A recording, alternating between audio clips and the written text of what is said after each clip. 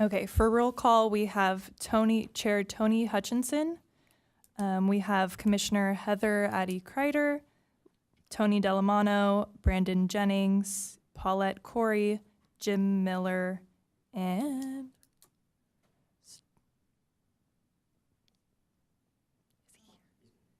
that's it.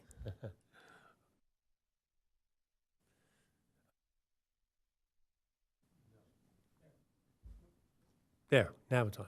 All right, please stand with me and we'll have the Pledge of Allegiance. I pledge allegiance to the flag of the United States of America and to the republic for which it stands, one nation, indivisible, with liberty and justice for all. All right, I think we have a number of special presentations. So shall we start off with the City of Encinitas permitting process?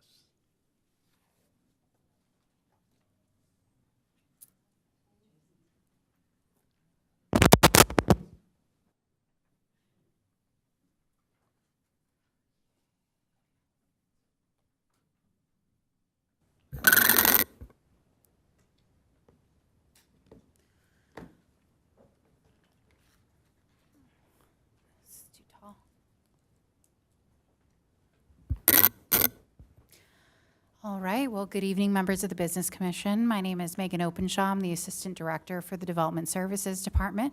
And tonight, or I guess this afternoon or evening, I'm joined today by our Planning Manager, Andrew Maynard, our Senior Deputy Fire Marshal, Jordan Villagomez, as well as our Code Enforcement Manager, Bryant Jamison. And later on, we'll be joined by our Building Official, Joe Romero. So I'm excited to go over what our process is related to opening a business in Encinitas. This is really the intent of this, is to provide you a clearer picture into what the actual development process is and help untangle some of the questions that you may have. We'll also have a little bit of time afterwards to answer some questions, but really we want to give you the full picture of this process. So you all sit a lot closer to the business community than we do. So when someone hits some friction in our process or just doesn't understand it, typically you probably are all the first individuals who hear something about it or hear something that they mention. And so we really built tonight around the types of questions that businesses typically would ask, or things that we think that you've probably heard already. And so those questions really are, why does it take so long? Why are there so many steps? Why do costs vary? And who can actually change what, or any of it? And so our promise for this presentation is to provide some real answers to all four of those items, and really to get into trying to figure out how do we help fix it, because some parts are fixable, but then there are other parts that are more legislative, required by law at all different levels. And we'll be very clear about which part goes with which area for every step of the way. So not all burden is the same. So in this presentation, there are requirements that we've tagged, some of them as either mandated by the state, and that's where the city administers it. There's not anybody in this room that could waive that. Then there are different local policies. These are set by council, and this is more of where your advisory territory can come in to provide advisement or recommendations to the city council. And then there's areas that are the responsibility of the applicant, the business owner who's going through this process. And there are areas related to sequencing, completeness preparation, and some of that area we think it could be fixable with better information and better collaboration up front. And just so you know, oops, I pressed the wrong button. Those areas and colors will be tagged as we go along through the process. So in terms of what this whole journey looks like, really this is at a glance, the whole path. So it starts from picking a site, where is that perfect place for the business, then going through zoning, determining what is allowed use where, and then the permits, and then there are also construction. So then after that comes your inspection process, determining is what you're doing at the site consistent with what your plans have approved. And then at the end of that is the certificate of occupancy, and that's kind of your green means go. That's where you can actually open up your business. And so we'll go ahead and get through this entire process this evening, and we'll start at the beginning for the presentation. So heading into part one, I will be handing this off to our planning manager, Andrew Maynard, who's sitting next to me. And this is really about how the process actually works and what's actually required to open and why each piece is here. So thanks. Thank you, Megan. So as Megan said, I'll kind of walk you through different steps through the process, also walk you through different scenarios in terms of what a business could encounter as part of the overall permitting process. So really the key first step for any business is really to reach out to the city. One key thing from a planning standpoint is to check the zoning. So you can do that online. So we have applications online where you can check that. All you need is the address or the APN number. You can confirm that use. There's a direct link through that to our, it's called a zoning use matrix. So that will tell you if the use is either permitted, prohibited, or may require additional planning permits. We have overall one location for our general kind of zoning, and then our specific plans have more detailed if they're permitted or not permitted uses. And those are within our like downtown, North 101, Cardiff, and our Encinitas Ranch specific plan. If you don't want to go through all that kind of exercise to look online, even though there is kind of those links, it's always free, and we recommend to reach out to us. We have many different avenues to do that. You can come in person to the counter during our normal office hours. We have our email address, which is online right there, the planning@encinitasca.gov. We have our phone number. We also have virtual appointments, so it's very easy for a business just to reach out. We have set times. All you have to do is click on the time, give us the address, and it's a 30-minute appointment. And that's directly with our planning staff, so they'll give you kind of direct answers and feedback on a project. Overall, there's different paths depending on your use and location as you're going through a business proposal. Typically, there's two different kind of main paths. One, it's called an ministerial path.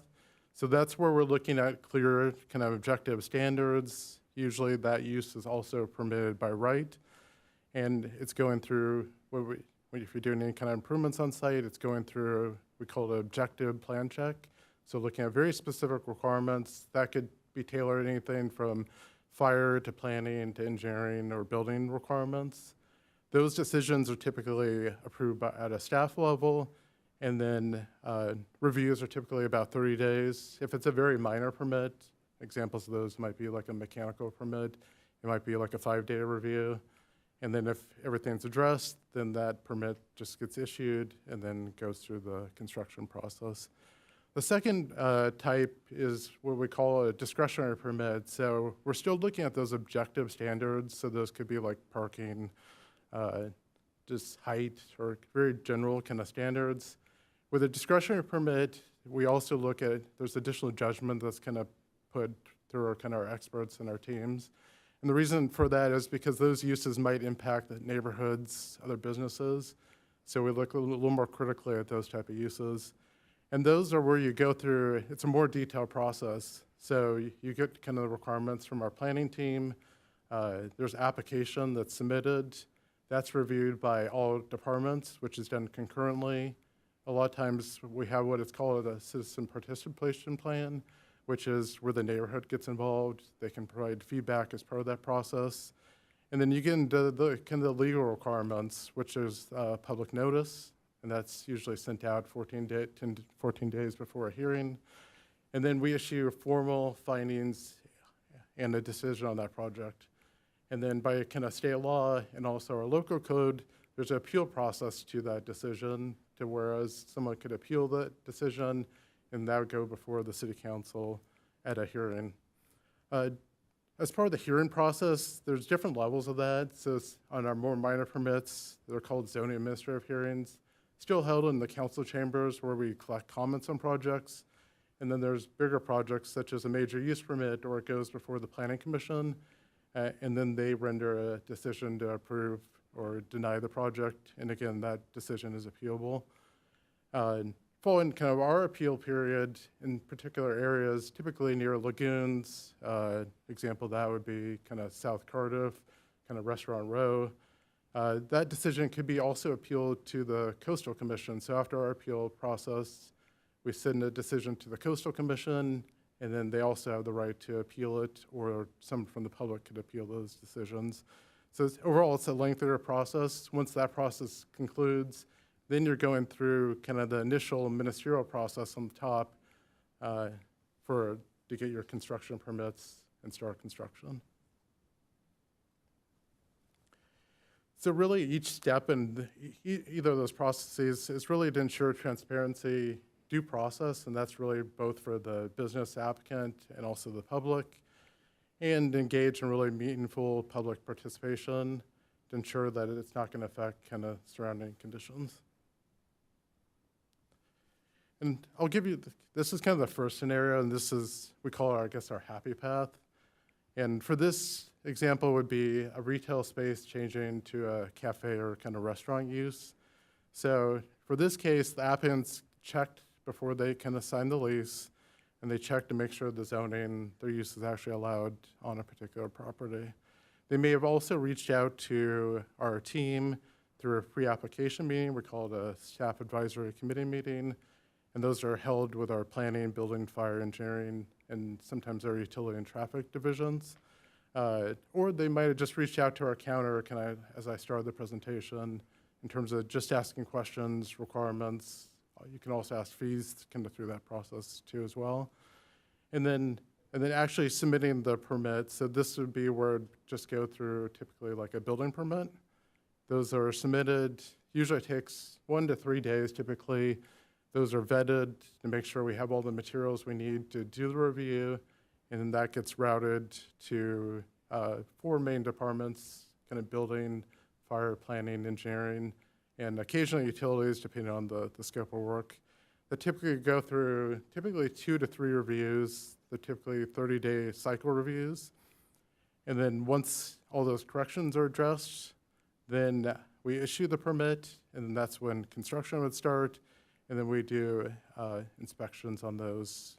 Just to note, we do next day inspections. And then overall, that timeline is about 4 to 7 months until you're getting your certificate of occupancy, but it's highly dependent on really what the scope of work is, kind of going through this simpler ministerial process. So the way permits are submitted is through it's called our CSS, our Customer Self-Service Portal. So that's all applications, regardless if you're doing a discretionary permit, a ministerial permit. All those are reviewed through kind of the 4 main departments, so planning, engineering, fire, building, and occasionally, like I said, utilities, which would be like a sewer district.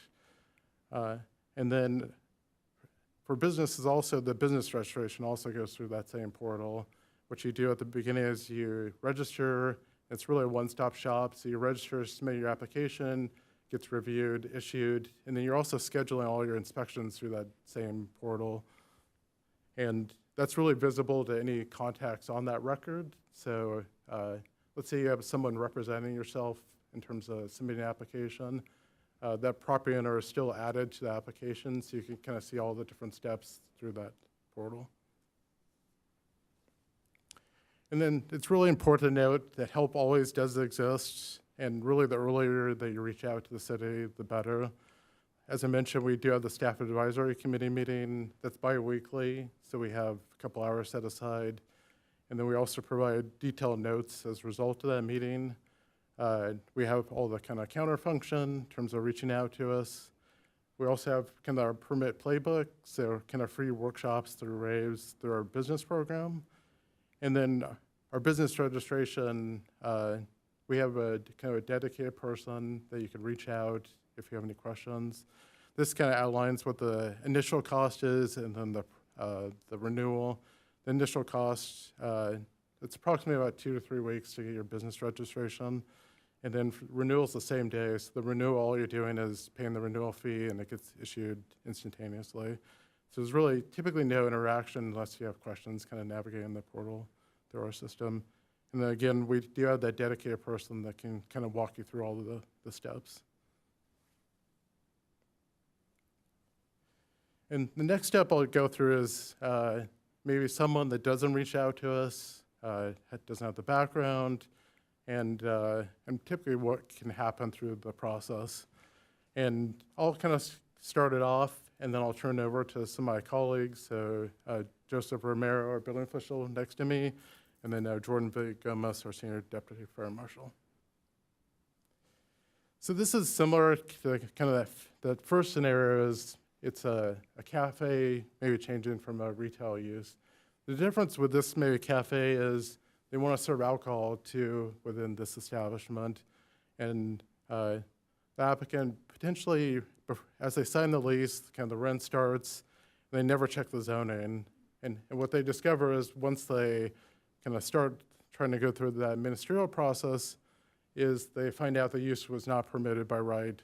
So what they have to do is they have to reach out to us. They get a very detailed checklist in terms of all the requirements they need to submit. They typically will coordinate with their consultants or specialists. That gets submitted by appointment, and that really starts the clock. And typically those go through 30-day reviews. If they didn't reach out to us initially, then they might not be aware of certain requirements. So some of the typical ones we encounter are issues with parking, accessibility, or maybe fire requirements. And as a result, those applicants have to redesign the project. So that's all kind of delaying the process, again, while they're still kind of paying rent. And then what they typically do, they, similar to the ministerial process, they go through completeness and compliance reviews. So examples of those, typically those are at least 3, typically, could be more. And then once all the corrections are addressed, then they're going through the official kind of noticing, that public hearing stage, and then a final decision. Typically that's 60 days if there's no appeals on the project, and that could be longer if any appeals are actually filed. And then kind of following that, and sometimes concurrently too, then really the building permit process work is started. And that's where you're really going through the very detailed review on the project. So the discretionary is a little more high level. It still involves floor plans and site plans, but the ministerial, you're getting really into the details in terms of the logistics, so framing, plumbing, other details of the process. And you're doing that after this initial discretionary process. And approximately that could be, double the time of a ministerial process, so maybe 12 to 14 months.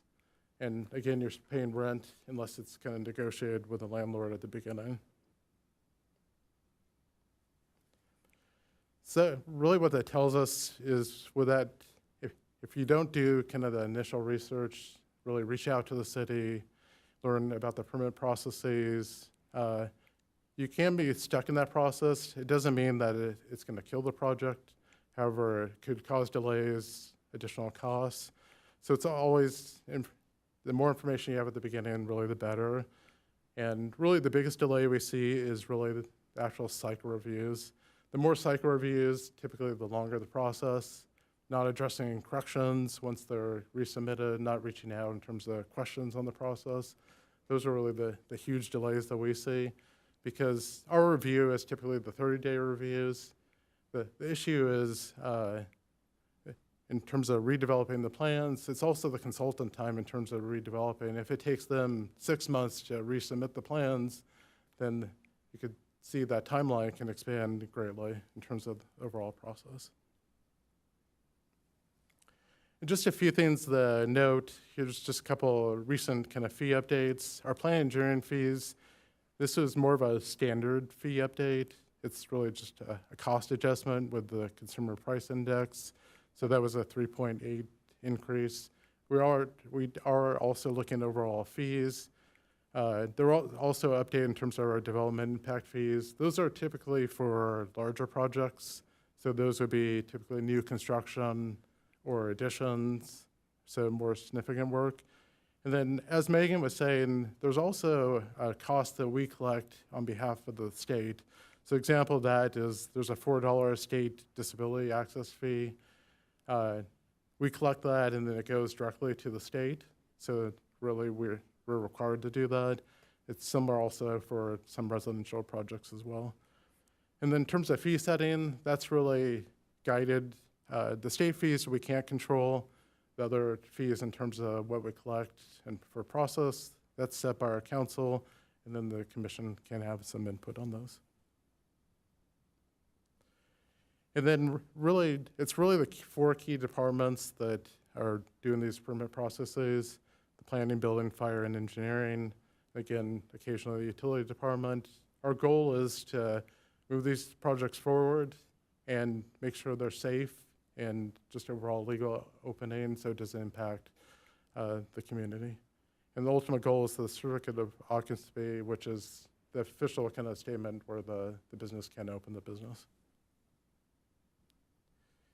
And with that, I'll turn it over to our fire marshal. Thank you, Andrew. Good evening, Commissioners. Jordan Villagomez, Senior Deputy Fire Marshal. I'm going to go over a little bit about the fire requirements when it comes to businesses.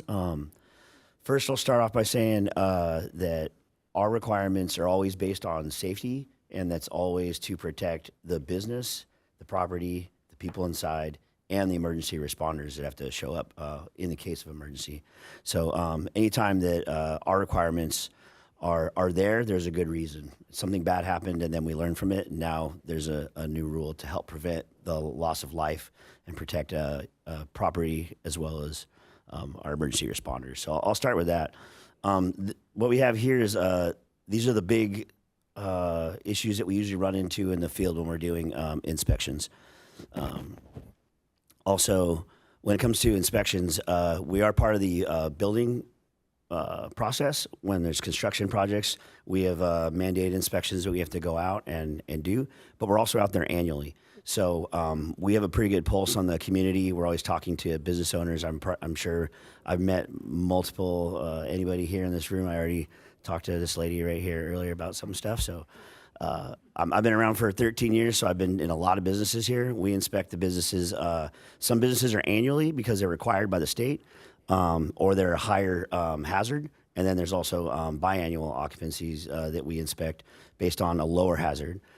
So if we don't see you every year, we see you every other year.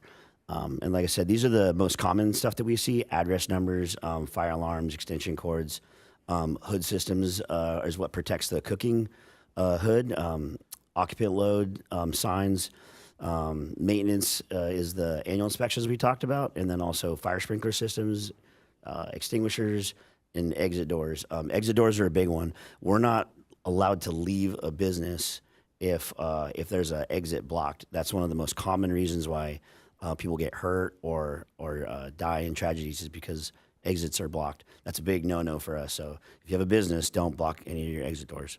Going on to the other requirements, extinguishers are required every 75 feet. Minimum rating is a 2A 10BC. That's the 5-pound size. And they're required to be maintained and serviced annually. So that's some of the big stuff that we look at. Fire sprinkler systems and hood systems are common when we deal with restaurants, especially when new businesses come in and they want to expand operations, they want to change their layout. One of the issues that we run into is when there's a smaller business there and they want to expand and do more alcohol sales or just have more people to make more revenue.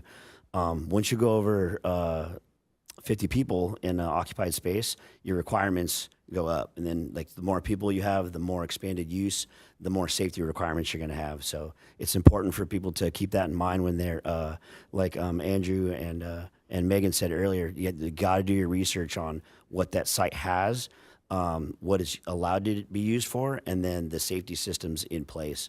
If a business comes in and they're going to change occupancy or use, and they're going to go over, one of the requirements is 100 people or 5,000 square feet. If you're over those two benchmarks, you're going to have fire sprinklers. And if that building doesn't have them already, that's going to be a pretty costly install if you're just a business owner that already signed a lease on a property. So that's one of the bigger issues that we run into, unfortunately. So knowing what you're going to do and doing some research on what's required for that is really important to do. We do our best to work with all the businesses. We want to make sure that they succeed. Our annual inspections are all 100% free. There's no fees for those, but there are fees for cost recovery when it comes to the construction stuff. And just like my colleague said, please reach out to us. My information's on here. It'll be on the very last side too. The very bottom, the fire prevention line. You can call that same line to schedule inspections or just ask questions.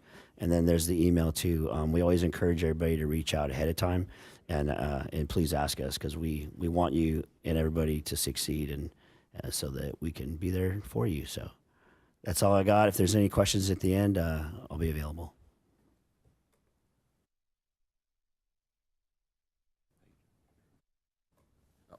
My name is Joe Romero. I'm the city building official. And I'm going to go over kind of the process once you go through your reviews and you receive your permit.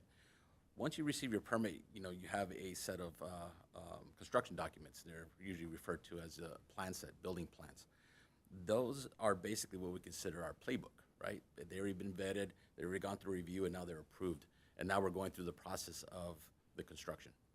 So a couple things that we look at is the contractor or the person in charge will begin construction and go through a series of inspections.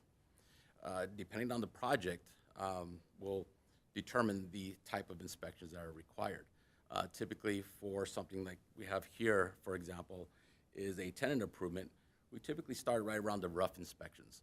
The rough inspections are a series of inspections that are typically mechanical, plumbing, electrical, fire, energy requirements that are put in what we consider behind the walls, right? Behind the drywall, into the walls. We'll go through that series and conduct those inspections. And basically we're matching up what's on the plans to what is actually being constructed and installed. We're making sure that the fire life safety requirements that were vetted out through the review process are actually being incorporated into the construction. Once those pass a series of inspections, then comes the cover-up or the drywall stage. Typically at the drywall stage, then the contractor or the business owner or the tenant can now run out their schedules. That's typically where we know that the drywall is going to go up, and now we're starting to kind of do the installation of the finishes. As the installation of the finishes are being installed, we kind of conduct inspections to look at energy requirements, accessibility requirements, and to make sure we got the proper clearances and the measurements to meet state compliance. Once that has been inspected, we start moving towards the final stage. The finals is where we bring all the departments together to make sure that all the requirements have been met, and they're releasing it for C of O. Once the inspectors are approved, we then issue the certificate of occupancy. Okay. So one thing I did want to point out, though, is sometimes we have businesses that are very identical in nature. They serve the same type of product, they serve the same type of customer, but there's different sets of requirements. And sometimes what leads to these requirements are site conditions, location, and additional requirements that may be specific for that type of business and for that type of building, that structure. Some of the things that I would like to point out is, frontage and right-of-way improvements depending on the location. If it's a new construction, if it's located downtown, if it's in a shopping center, they all have different types of requirements. So some of those are, again, I'm sorry to repeat this, frontage and right-of-way, grading and drainage, EV charging stations and requirements, outdoor dining in the public right-of-way, and for tenant improvements, depending on the year of construction, we may have to introduce or look at the potential of hazardous materials and other contaminants. So these are some things that will be kind of looked at to make sure that each project is built within the measures of fire life safety. All right. And I'll turn it over now to Bryant for, or in the Code Enforcement Division.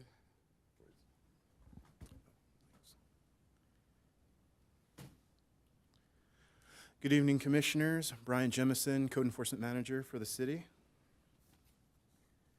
So just the purpose of the code enforcement is to overall provide protection rather than punishment. In code enforcement, we're well aware that when we show up on a property, it's typically some individual's sort of worst day, but our objective at all times is to sort of work with the community to achieve voluntary compliance rather than using any type of escalated enforcement methods. So And typically, in regards to what we investigate, that can be related to really any violations of our Encinitas Municipal Code. That could be concerning unpermitted construction, unpermitted uses of the property, failure to maintain the property in compliance with local requirements, noise, and/or signage. Again, all of these standards and procedures are published within our code enforcement guide, which is readily available to the public via the city's public website. And our complaints are received via our online complaint form, which is our citizen complaint. We also have a number of proactive enforcement programs, such as our PACE program, our graffiti removal, and our sand patrols and parking citations, which are subject to appeal. We also have our RBSS enforcement. To kind of summarize these programs, our PACE Patrol is a program in which we respond to our local alcohol establishments to ensure general compliance with our local requirements related to responsible beverage services, noise, and any potential adverse impacts to the community. For our graffiti removal program, the city actually offers a at courtesy and at no cost graffiti abatement program. Individuals within the city can sign an agreement or affidavit with the city, providing the city with the authority to access their property for the purposes of abating graffiti. We do advise that it typically will not match the paint, or we'll do our best to match paint, but it is at no cost to the city. So any of our business constituents or members of our business community can actually sign up for that program. And if they have graffiti on their property, simply report it to the city. And typically within 48 to 72 hours, we'll have our third-party contractor out at that location to abate graffiti accordingly. And so some issues in regards to what we don't enforce. Really, it's just any concerns that fall beyond the scope of our Encinitas Municipal Code. We would deem those civil concerns between neighbor to neighbor. Such concerns could be property line disputes, view impacts, privacy concerns, or really any other concerns that, again, do not constitute a direct violation of our Encinitas Municipal Code provisions. So again, enforcement, the purpose of enforcement is to protect the business, protect businesses that follow the rules and regulations from being undercut by those that do not, and it protects their customers as well.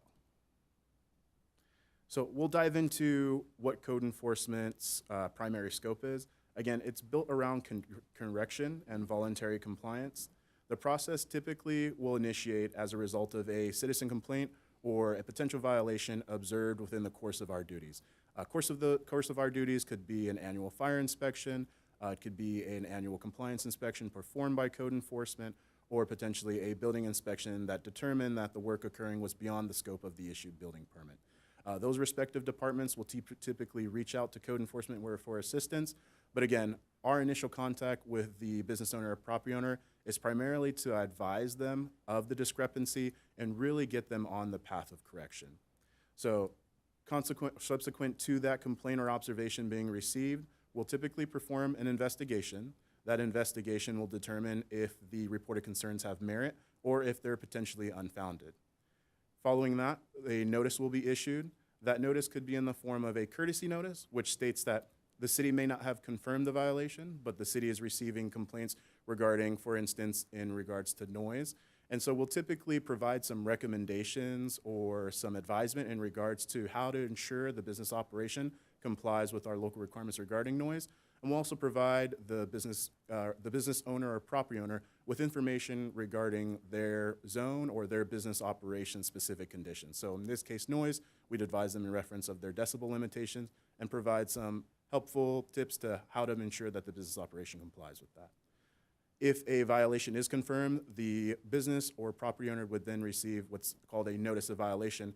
And that in itself is stating that the city has confirmed that a violation has occurred on the property, and the responsible party is then directed to take the appropriate steps to rectify that violation. Again, these notices do not immediately incur any form of fee. It's a warning notice that advises them how to avoid the fees in the case of failing to achieve compliance. So the compliance period for these notices can range typically between 5 to 45 days. As stated before, our goal is to obtain voluntary compliance, so we typically want to provide the responsible party with the appropriate time to rectify the violation. For violations related to, like, say, unpermitted construction, typically a 30-day period is what is provided to the responsible party to prepare and submit a building permit application to rectify unpermitted construction, not necessarily to obtain the permit by that time, but to provide a comprehensive plan that satisfies the requirement for a submittal. For other violations regarding, so say, noise or potential impacts to the community, a more expedited timeline may be applied as a result of the ongoing adverse impact to the community. So, and then just to reiterate, it is, in most cases, the city does not have to result in for the issuance of any fines or result in escalated enforcement action. The community as a whole primarily will achieve that voluntary compliance. Again, our tools that we use are predominantly for education and informing them to get them down the path of compliance. So I spoke about this a little earlier, but the numbers of our community have questions regarding, what does our proactive enforcement look like, or what we call our PACE program. And the PACE program is a joint effort between multiple divisions. That is our Code Enforcement Division, our Fire Prevention Bureau, and our Sheriff's Department. And what that looks like is, at times, we will perform periodic inspections of our alcohol establishments, specifically within our downtown area. And this stems from a desire from the community to address these sort of what we call bad operators. And within the course of these inspections, we'll check for things like occupancy requirements, ingress, egress compliance. We'll also confirm that each location is in compliance with state RBSS or responsible beverage servicing requirements. And what that is it is a state certification and training that indicates the individuals on site serving alcohol have the appropriate training to identify overconsumption, how to serve, and the state regulations in regards to serving of alcohol within establishments. We'll also check for noise standards. So if you've ever been downtown, you may typically see some of our officers out there performing noise assessments. And what that dictates is that we'll take a measurement from the exterior property line of an entertainment establishment to ensure that their noise activity, typically as a result of their live entertainment, is not exceeding the decibel limitations of that zone. And if we do identify that a business unfortunately has exceeded that limitation, then we will typically follow up with them, again, via the issuance of a notice of violation or courtesy notice, advising them to take the appropriate steps to further mitigate that. And lastly, we'll also confirm that they possess the appropriate regulatory permits to ensure that their operation is legal within the city. In most cases, for alcohol establishments, that would be the entertainment license for their live entertainment and music, and a potential dance license for any dance that they are conducting on site. And what this really boils down to is, just to reiterate, that skipping the process does not avoid the process. In actuality, it converts it into a slower and costlier one. When code enforcement responds and we identify that a property has unfortunately commenced work prior to the issuance of the permit, our standard response is very specific. It typically will result in the issuance of what we call a stop work order. That will require the project in its entirety to cease until the appropriate permits are obtained, and then they are then subsequently directed down that path. The city very much wants to be a resource to the community and business community as a whole, so we typically recommend, prior to commencing any work or taking control of a property, really just come into the city, speak with a planner, speak with one of our building technicians, and kind of have a preliminary view of what you are potentially proposing for that location, so that our staff can kind of advise you on the front end of what this process will look like, any associated timelines, and potentially any fees. In most cases, when we come across an issue and code enforcement is involved, it's because that property owner, unbeknownst to them, started work without the appropriate permits or changed use of that location and unknowingly sort of triggered a use permit modification or some sort of building permit requirement. So we really stress is just use the city as a resource, come in and speak with us, ask the questions you need to ask so that we can get you down the right path. So, as we like to say, you never meet code enforcement. All right, and I will hand it off to our Assistant Director, Megan Openshaw, to conclude our presentation. Thanks, Brian. So I do want to be straight with everybody in terms of what we can change or what we can't change. I believe that would be one of the most useful things that we can probably leave you with. On the left, these are really our firm items. Each one of these requirements protects something, whether that be life safety codes that protect protect people that are inside these buildings and these businesses, accessibility requirements, which protects every customer's right to get into the door. There are coastal protections related to being consistent with the Coastal Act through our local coastal program. And then there are public processes which protect our community's right to be heard. And so those are items that we really don't get to trade away related to our process. However, on the right-hand side, this is where we're really open and what we want your input on. And it's where your input really does help us the most. So how we clearly communicate our requirements, or if people feel that they aren't clearly communicated, what our submittal process is and what the experiences of individuals that go through that submittal process. Education and outreach, these are areas where you could reach that maybe we can't, but maybe there are materials that we can help provide or areas that we can help with educating and doing more outreach. And then also, a little bit here, but what's in the use matrix? This really deserves a little bit of honesty that changing the use matrix, while technically within the council's authority, it's not a quick switch. This would take a zoning code amendment that would have hearings. We would have to go to the planning commission. It's also part of our local coastal program, so it would require a local coastal program amendment, which requires the California Coastal Commission's input and approval to be able to do that. However, there is a legal process whereby that could occur. So just to be aware of. And everything you've seen tonight, the weekly pre-application meetings, the consolidated comment letters, permits, our staff is choosing to build a better process. We're really working on this permitting process and workflow. We're working to be more transparent about what that really looks like for people. And that's something that we're taking a concerted effort to get better on. And so I do want to turn it around and actually do hear from you as well. Where do you see businesses struggling? What information gaps can the city help close?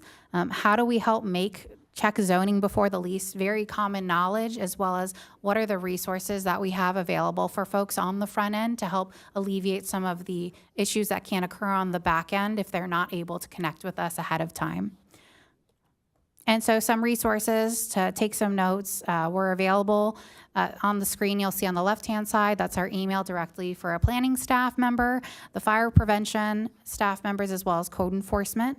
And then we also have our tools and programs. It's our CSS portal, zoning use matrix, our e-zoning, as well as our staff advisory committee. I won't keep listing every single one, but we also do have in-person counter hours. And we are available for some questions. Thanks. Thank you very much for the presentation. And I have a question or two, but first I want to ask if any other commissioners have a question first.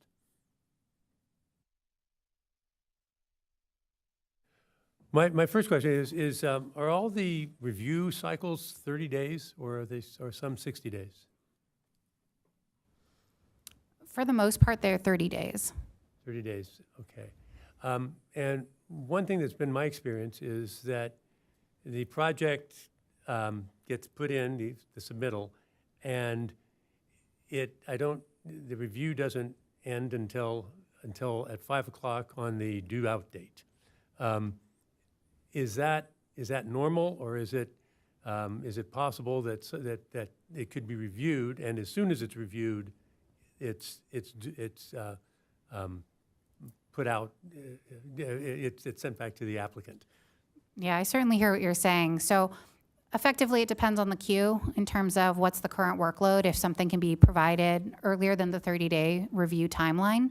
So when we route the project internally, it goes to multiple different departments. So even if one discipline finishes that review in a couple of days, we wouldn't be able to send that out earlier. However, in the case that all disciplines complete their review ahead of time, then in that case, we could send that letter out ahead of time.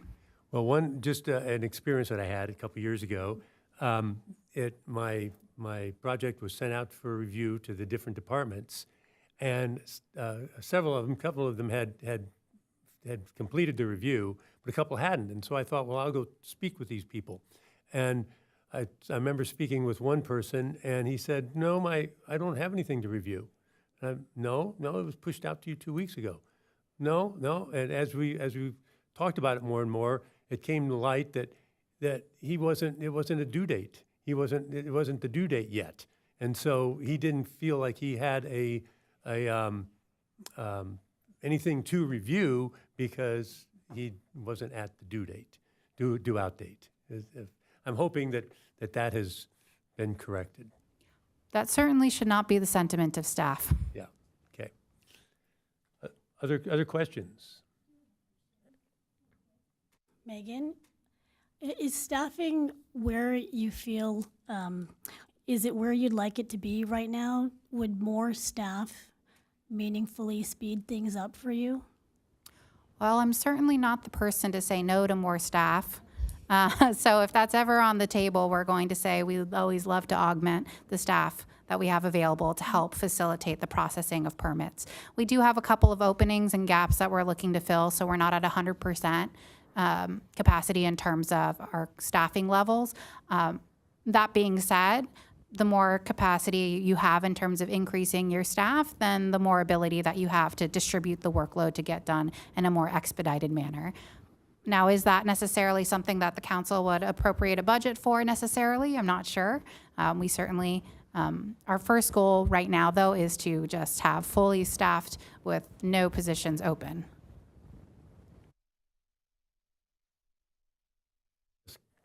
Go ahead, Commissioner Miller. Thank you. Great presentations, by the way. I appreciate all of it. The knowledge is fantastic. When I heard you guys were making the presentation, I mentioned it to several businesses that I've been talking to for the last couple of weeks. So these are their questions, and hopefully I can pass it along third party. It'll make sense.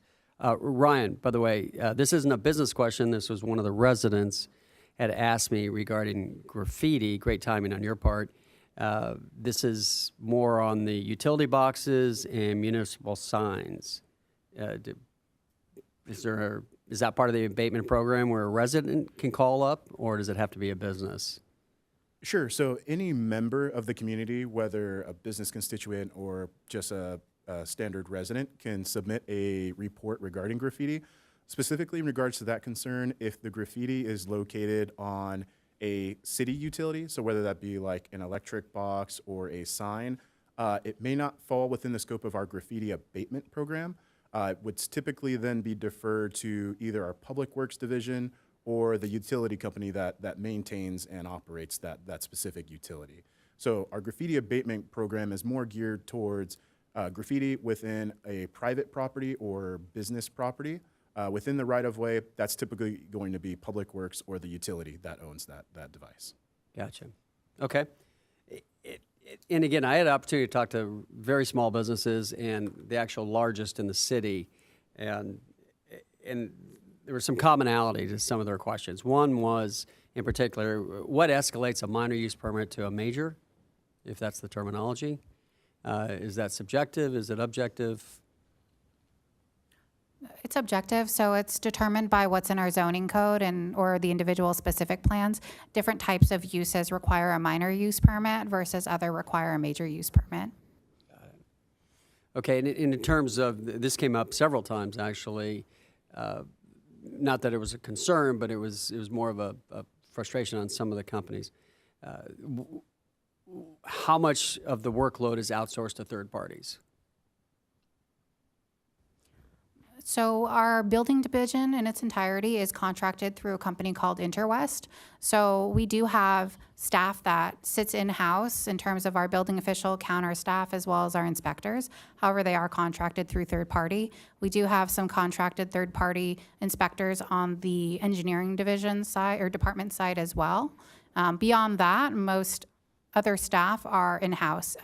The only exception to that is that we do have some contracts related to environmental review. So if you get into larger CEQA documents, as well as for our grading permit plans, we have both in-house staff as well as third-party contracts, but our surveying is also contracted. Got it. Okay. And the last one, which was kind of interesting because it came up a couple different times from some smaller businesses, and it was more about processes.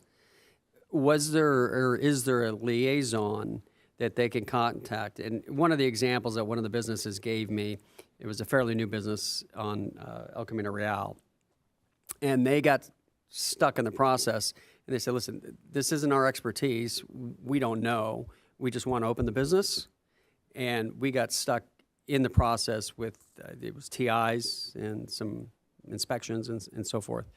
And their suggestion, which came up actually in our last meeting, was, is there a liaison that they could contact and could help direct them through the process? So I wouldn't say that there's a specific business liaison. If their specific issue is related to the business registration process, we do have a dedicated staff member who can sit down and actually walk the individual through using the CSS portal, applying, and then going through what those requirements are. In general, my recommendation is always just come to City Hall. We have staff that we have full-time at the counter for planning, building, engineering, as well as finance. So in other cases, though, if they're working with a specific individual, we may need to have them set an appointment to meet with them directly.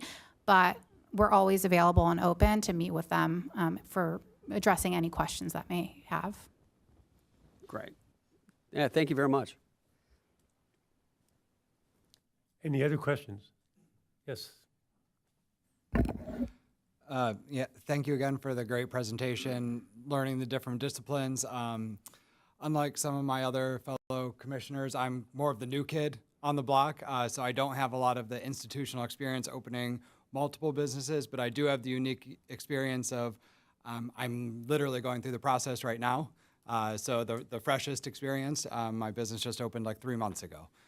So with that being said, you know, I want to take time to at least point out a couple things I do think you guys are doing really well, and I had a great experience with the building department, specifically like those, whatever you're doing there with like mixed use, permitting, mechanical, electrical, all in the same, you know, specifically COI, you know, was amazing. That was expedited. I didn't have any delays with all those, so thank you for that. Other aspects, like I'm going through right now, like conditional use permit, not so much. Personally, I'm going through the conditional use permit, and I'm on month 13 right now. So my question to you guys, I guess, is, you know, I kind of heard what can be done, and to me that was kind of left open-ended. You know, do you have a specific area or item that you think is the most pertinent to work on right now, whether it's, like was mentioned, more staff, or might I even say, like, you know, you said you have positions open right now. Do you find that you're maybe unable to get the type of quality staff that you need right now for whatever variety of reasons? But is there something in particular that can help currently? I think filling the outstanding vacancies is something that would be one of the highest priorities for us. In terms of our historical background for the department, there was a history of turnover within the department, so at some points we did lose some institutional knowledge. However, what we're all lucky is that we do have management staff that have been with the city for a very long time. Andrew's been here for, I don't know how long. 20 years. 20 years. So we're very lucky to have some long-standing staff, but there are also some newer staff members as well. So being able to transfer that knowledge is something that we're also working on. We're also reassessing our processes right now. I think there are areas of improvement within that, and we acknowledge that 100%. So that's something that we're digging into right now, whether that be like incorporating on-demand permits versus having the outstanding permits that are easier, taking more time, or looking into what does our planning completeness compliance process look like? How can we make that a little bit better? So those are our main focus points. I'm always going to say yes to augmenting staff, but it's one of those items that I don't believe is always readily available as an option to us necessarily. But I think we're in a learning phase. And if you have specific questions related to your permit, we're happy to meet with you separately and discuss what those items are. Oh, thank you. And I think, you know, as far as staffing goes, I think we all kind of talked about that last meeting. If there is something we can do to help there, you know, I think everyone is on board with that. I'd like to echo some of what Tony said earlier as well, that I ran through some of those problems as well. It did seem like there were times when the 60-day or 30-day deadline was the time span to do it, not that there was like an option to do it earlier. And I was wondering on that note, if we could go back to the kind of timeline slides that we had, whether it was the good experience or the bad experience one, because you did have a couple timelines fully there, like total 12 to 14 months. However, I don't know that like the right-hand side actually adds up to that 12 to 14 months. And I'm hoping you can elaborate a little more on where is the longest area here. I think it's, what I found, at least in the conditional use permit right now, it's that beginning section, the kind of that planning section. I think that even took like 6 months for me to even just get something on the books, basically. And do you find there is an area like in your planning process that you're most focusing on as opposed to others? Because I do completely get the sending us stuff out to neighbors, and there's things like that take a certain amount of time that can't be expedited. But where can something be expedited here in this process? I think one of the really critical things, and it's kind of maybe where you're at in the process, is if you're going through 2, 3, maybe more cycle reviews, and you're still in the process and you're not even looking at a hearing, is really to reach out to that planner, schedule a meeting with that planner, maybe their supervisor too as well, to find a path to move that forward.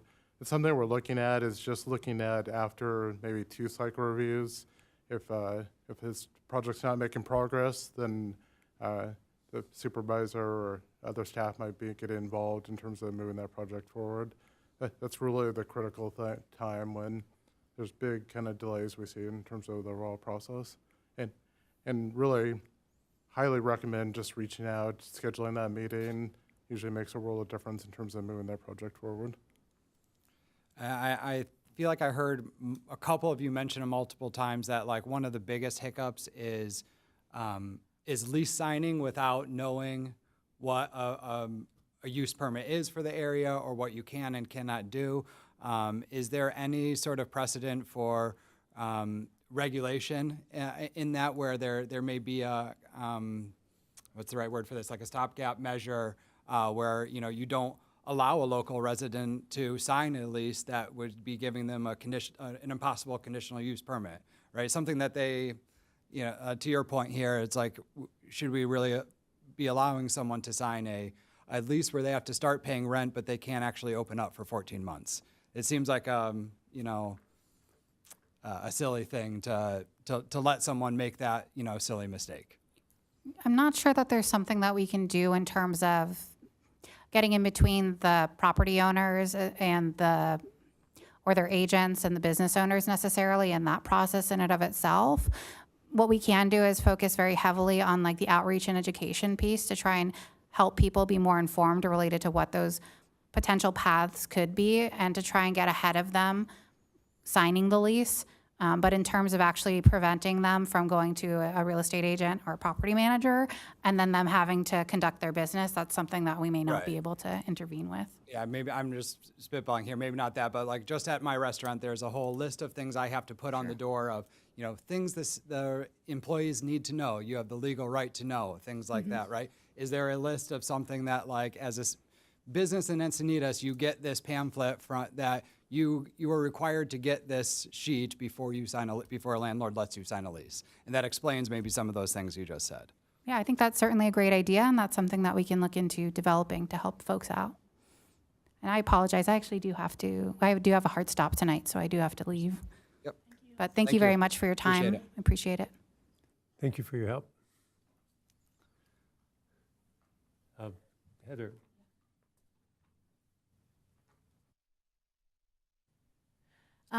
Maybe this is to anybody.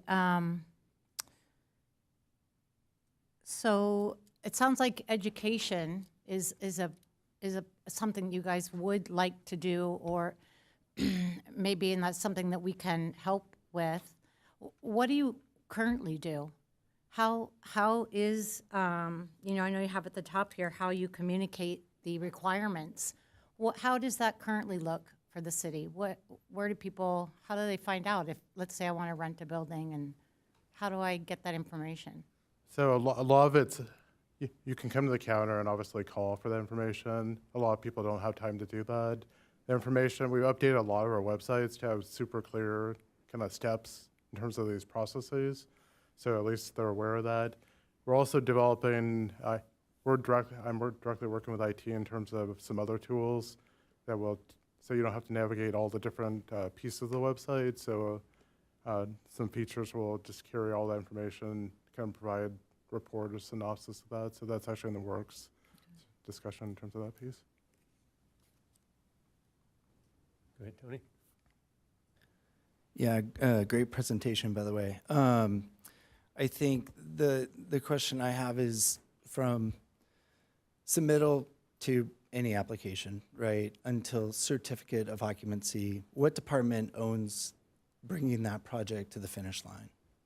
Or is it a series of handshakes? And then the follow-up, is there a KPI on that process that you use internally to rate yourselves? So most of it's through development services. If it's the discretionary process, you're going through the planning division. So we're kind of the keeper of it, even though there's all the other departments kind of involved in terms of the different steps and review kind of piece. And then when you get into building permits, it's going to be the building division.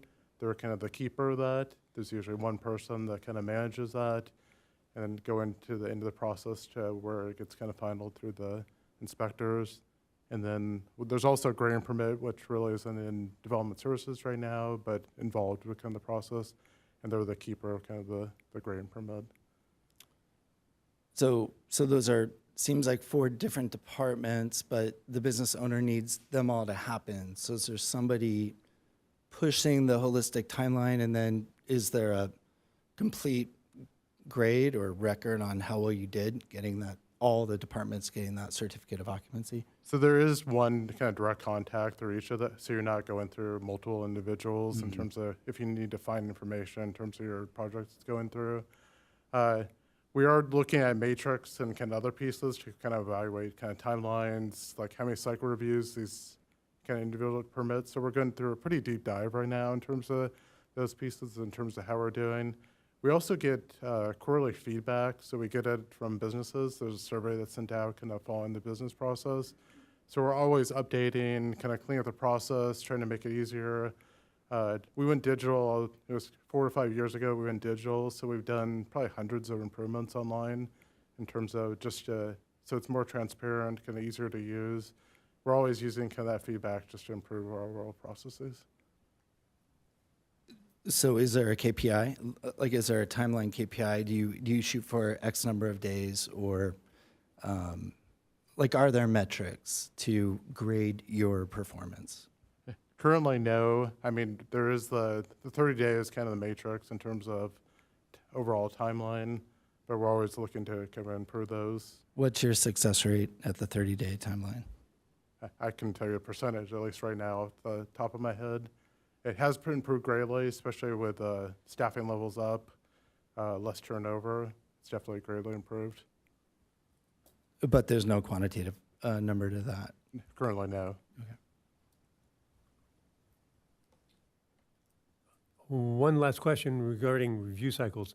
I've had a couple of people tell me about issues where they've had a, they've responded to the comments from review cycle 1, and then when they get that back, there's now comments that were not initially addressed in the first review cycle. Is that common? Is that, I mean, or is there a checklist that is being used by all of the different departments so that they can address all of the comments initially rather than the 2 or 3 cycles down the road? So there is a checklist that we use. Issues do come up, so in terms of, especially the process where people haven't reached out to us, sometimes a study, for example, would be a study is not submitted at the beginning of the process. It's submitted in like the 2nd or 3rd cycle review, and then new comments do come up because of that kind of missing information. So those are kind of some delays that issues that we have to deal with. But from time to time, new issues do come up that aren't caught, but we do training with our staff, another piece, so we don't kind of miss kind of technical pieces. So you are trying to have a checklist, and you are trying to get all of the comments on the first review cycle. Correct. That's the goal. Okay. Any other questions? I think, thank you very much for the presentation. I believe we have another presentation coming up, but you can leave the room if you so choose.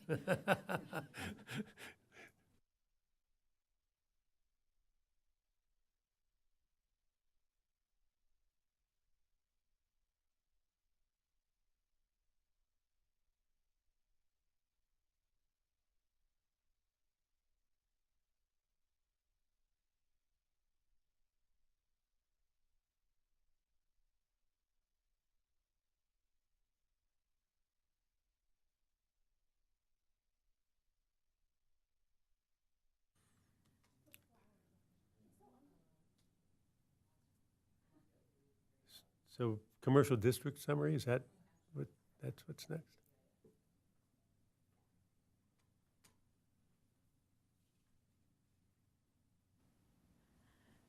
Good evening, Commissioners. Delilah Welnick, Management Analyst with the City of Encinitas. Today we have a special presentation where I will be updating the Commission on our commercial districts. If you recall, during our last meeting, the Commission discussed recognizing the parts in town where most of our businesses preside and where staff monitors for visitor traffic, as well as where most of our business registrations are located. And we have 6 districts that are identified, with the first one being Leucadia. That is, we monitor that in partnership with our Leucadia 101 Main Street Association, and it runs along North Coast Highway between La Costa and Leucadia Boulevard. And then there is some overlap on Vulcan because in Leucadia there are some businesses on Vulcan that the Main Street Association also manages. Our next business district is the downtown Encinitas business district. And these are just the maps. You can zoom in on these maps and see these dots represent all the businesses, or business registrations, I should say. And the red dots are business registrations, the yellow dots being residential. And then after that, we have Cardiff. This is the Cardiff district. And then we have the North Coast Business Park, which is on Encinitas Boulevard, just east of El Camino Real. And this is where our primary business park is, if you will. So our office spaces, maybe some light industrial, this is where they would be. And then we have El Camino Real, which for monitoring purposes, we split up in north and south with Encinitas Boulevard dividing the two. So that would be North El Camino Real and then South El Camino Real. And then if we, any questions before I move on how those have been defined? Great. We also, if you recall from, I think, our second meeting, staff informed the commission that we do utilize Placer AI, which is a geo-tracking AI platform, and we've uploaded these same districts into Placer AI, and they allow us to monitor visitor traffic to each district. So I wanted to share with the commission our visitor numbers to each of those commercial districts for the first half of the year. Again, these are the same districts that we just shared via the PDF. And this report is nice because it breaks down the types of visitors. So whether it's the people who live here, people who work here, out-of-market visitors, their daytime population, and our non-resident visits. As a reminder, our out-of-market visitors would be visitors who live more than 50 miles away. Our daytime population is people who spend more than 5 hours here, but that do not sleep here. So you can see based on this chart, where are people going to when they visit the city of Encinitas, like which commercial district they're visiting. You can, and yeah, we can scroll down. This also just shows you over the last 6 months what the population trends has looked like. There's a lot of up and fluctuation in this line graph, but it's because our weekends are obviously spiking during the month. And then each district is all, we have our top places visited in each district, with Cardiff, the top 3 being the Cardiff Town Center, Starbucks, and Seaside Market. And again, this report does include our residents, so perhaps for the people in Cardiff, it's no surprise that they would be visiting Seaside Market. Go down, and then we will go to downtown Encinitas, the Lumberyard, Hanson's, and Moonlight Plaza. Lucadia's Hamburger Hut, Juanita's Tacos, and Buena Forchetta. Hopefully this is not surprising to you all.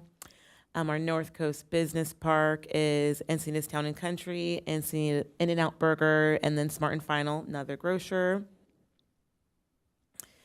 South El Camino is Encinitas Village, El Camino Village Plaza, and then the Village Plaza South. And north is Encinitas Ranch Town Center, the Plaza, Encinitas Ranch, and Target. And then this is our hourly breakdown. Afternoons are going to be the most popular for each district. Looks like South El Camino is the busiest district by far. That's what that dark green line is, followed by the North El Camino, and then downtown Encinitas. And then this is a daily activity. South El Camino is very consistent with anywhere between 30 to 40,000 visitors a day. And again, this could be residents, out-of-market visitors, or daytime visitors.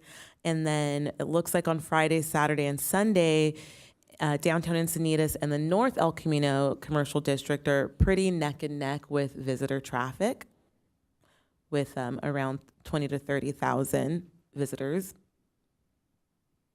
And yeah, that's our visitor report for all the commercial districts. And we wanted to provide this to the commission. So that way, as you are all planning on what districts you wanted to prioritize or what opportunities, you just had the complete picture of where people are going to when they're in the city of Encinitas, or for the residents when they leave their home, where are they going to? Thank you. Any questions? Did you say that the dividing line is Encinitas Boulevard? For the El Camino The El Real, Camino yeah.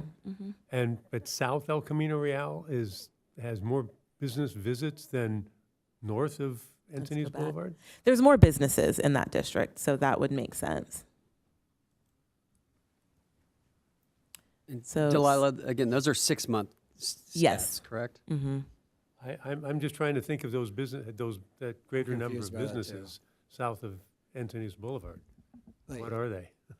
It listed Encinitas Village as south, but it's not. It's north of Encinitas Boulevard, Okay. right? No, is Isn't that LA Sprouts. Fitness, which I think is the busiest business in that shopping center. There's Sprouts. That's very busy. Orange Theory's over there. Enterprise Car Sales or rental cars over there. but so like but Trader Joe's is north of Encinitas Boulevard, Yeah. along with all of Encinitas Village. That's the number one there. Oh, I see what you're saying. I don't Yeah. know about the rest, just off the top. Yeah, of we my can head, look but, in. So this is the Place for AI data. So let me look into that. Our maps, can I see this mouse? However, whether it's north or south, it does seem like El Camino is overwhelmingly. Well, The no doubt, but it majority. just seems like that dividing line is not really Encinitas Boulevard. No, it's not. Here's the Zoom right here. Yeah. Oh, the PDF doesn't zoom? It should. Oh, because this is on, it's not on the Adobe. Okay, sorry. Well, for this document, if we can when you get home and you open it in PDF and not on Edge, you can zoom into the PDF maps to show you what how the districts are defined. And it's so small I can't.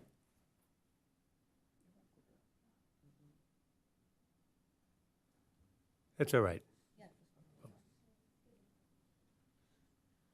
Oh, I see. Encinitas South goes to Garden View. There we go. Okay, that makes more sense. Yeah. Yeah, and then Encinitas North is just around Leucadia. Some of the businesses on the north side of Leucadia still fall within Encinitas territory to Garden View, and then Garden View to Encinitas, just south of Encinitas Boulevard. Thank you. Okay. Yeah. My apologies. The districts are correct then, but my description was inaccurate. Thank you. All right. Does that clear everything up, Commissioner Jennings? Great, thanks.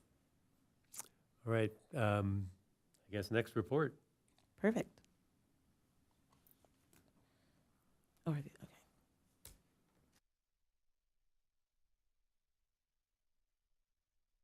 It's already queued up. This will go quick. This is an update. At our last meeting, the commission had requested a list of the land inventory by zoning type and district. So we have a total of 136 registered, according to CoStar, land parcels within the city's jurisdiction. And these are the different types of zonings of those 136 properties. Really quick, let me try to get this all on one screen so I don't have to zoom in and out. Just to be clear, these are vacant properties. No, just a total of the inventory. So if you recall at our last meeting, CoStar only had, I listed all of the land that's available in Encinitas. There was only about 4 properties that had any sales data on them. And since then, 2 of those are off the market. One is in escrow and one is sale pending. So this is just potential opportunities if, the commission wanted to reach out to certain property owners to identify what the plan is for these lots. If you wanted to start having conversations, these represent opportunities. But out of the 136, a large portion of these are zoned residential.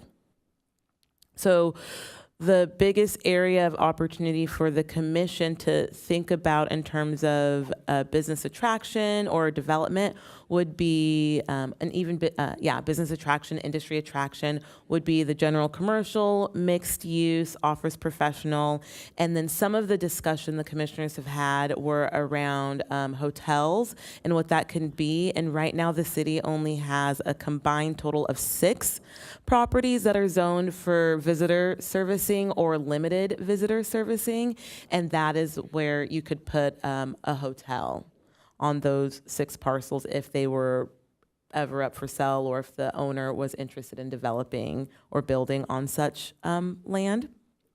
And then we have 3 parcels that are reserved for ecological reserves or open park space, so you cannot develop on those. And then the rest will be commercial mixed use.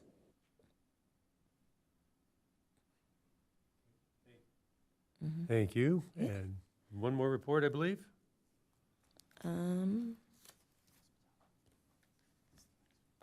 Great. Hospitality. Okay, great. Thank you. Moving on. The staff would like to provide the commission with the hospitality reports for the surrounding North County cities. During our last meeting, staff was able to present some analytics on the available hospitality properties in the city of Encinitas. And before I proceed, I wanted to answer some questions that were asked during our last meeting. So on this CoStar report, we have 17 properties here, but when we scroll down, we notice that the data is only reflective of 11 properties. So to share, with star reporting data, only major hotels are required to participate in star reporting. And so this number is inclusive of those hotels that are required to participate in star reporting. In addition, if CoStar has successfully been able to reach out to some of the smaller hotels and get their data, that is also inclusive in this number. Additionally, the one question that was asked at our last meeting was, were hotel voucher stays included in the occupancy rates? And yes, hotel voucher stays are included in the occupancy rate. Now, just to remind the commission, this report has a lot of data in it because it is from the city side. It's not the report that's accessible by the hotel operators themselves. So for the sake of today's conversation, we will be focusing on our occupancy rate, our average daily rate, and then the revenue per available room. And we'll be looking at that for the North County cities.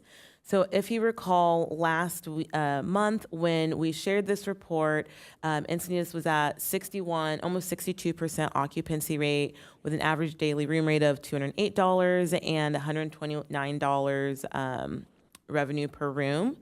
And when we looked at this key performance indicator that CoStar provided to us, Encinitas appeared to be performing less than the average market. So the commission prompted staff to return with what those other markets look like. And so I have done that.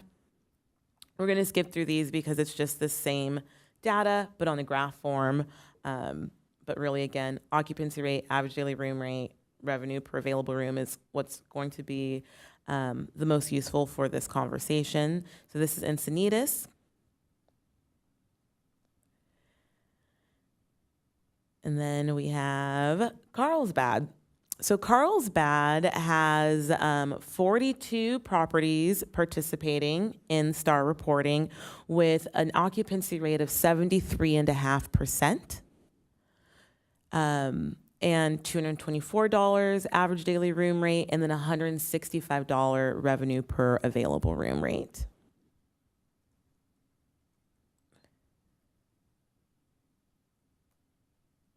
Next we have, this is going to be Del Mar. Oopsie. Del Mar has almost a 73% occupancy rate, a $330 average daily room rate, and $240 revenue per available room. And let me know if you need me to slow down or speed up. Then next we have Escondido with a 66.5% occupancy rate. So you can see City of Encinitas Beach Town has a lower occupancy rate than Escondido, which is more inland. We have Escondido has $134 average daily room rate, and then $89 revenue per available room.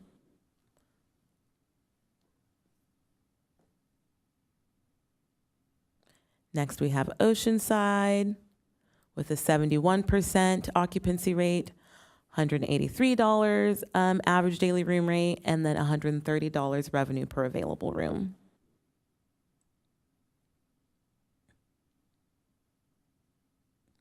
And then we have San Marcos with a 78.9% occupancy rate, $141 average daily rate, and then $111 per revenue per available room.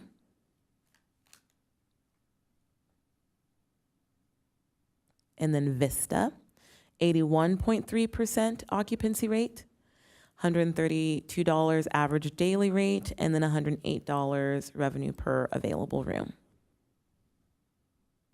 And I believe that is all of the data that this report includes. This is available for everyone to download and review in further detail, but I wanted to provide the commission with some baseline to see where Encinitas compares to the other North County cities. Thank you for that. Any questions? Yes, Tony. Thank you. Do you know, does the Alania, the new Alila nice Maria? resort, Yeah, is that included or is that? Yes, Girlfriend? that is the city of Encinitas, and that opened over 12 months ago. Yeah. So in any new hotel will show up in like this 12-month recently opened room. So I want to say that opened in 2024, so that it is included. Yeah, it'd be great to see flags. It's too bad the report didn't list all the flags, but Flags? just the brands on Oh, the oh, oh. hotels. But yeah, I mean, what do we have? Like 5 hotels or something? Or Said it had 11 properties. oh, 11. I'm Well, we sorry. have Right. 17 properties, 11 participating I in see. the Okay. data submission. Okay, thank you. That's surprising to me that we're the worst of the cities. But anyway, sounds like that's room for improvement. All right, I think that's the end of the reports. Now it's, Morgan, do we have anyone for oral communication? Okay, and no changes to the agenda, I believe? All right, and so we need to have a motion to approve the April 27th, 2026 special meeting, the minutes for the May 18th, 2026 special meeting, and the minutes for the June 22nd, 2026 special meeting of the Business Commission. Call for a motion. Is it called first? All first then? Or? And a second. A second. Okay, and all in favor of approving the minutes? Yes. Yes, aye. We don't have to do anything with this, do we? Okay, good. Aye, yes. Unanimous, unanimous. Now comes the biggie, our action item of what we're hoping to do tonight is approve, again with a vote, the Business Commission draft work plan. So, I would say, the couple of comments that I've heard is that there's a lot to it, and that it's maybe there's parts of it that are redundant, and if we can identify those tonight, we could perhaps make those merge together, and hopefully we can come up with what this work plan should look like. Any initial thoughts on that? I agree. I'd like to make some changes to number 7 and to number 11. I don't know if you're ready to start that, or See where we're it's just gonna, or if we're gonna go line by line. I'll wait. Well, okay, yeah, I think maybe the best way to go is just line by line. And so starting off with number 1, it's been completed. And by the way, you know, I was told that when this gets presented to the city council, the fact that we've completed some of these things is good. You know, it means that we really don't have 18 items or whatever it is, 16 items, but we have some that have been already completed. So number 1, we don't need to discuss. Number 2, we don't need to discuss as completed. Number 3, and also if you see that there's now a priority to the different that the staff created to the different portions of the work plan, and number 3 is a high priority. No cost to it particularly. Any changes or any discussion regarding that?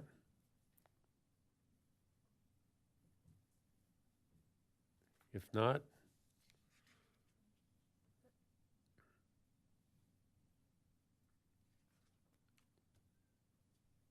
next is item 4, again, high priority. It's the SWOT analysis. Again, no cost.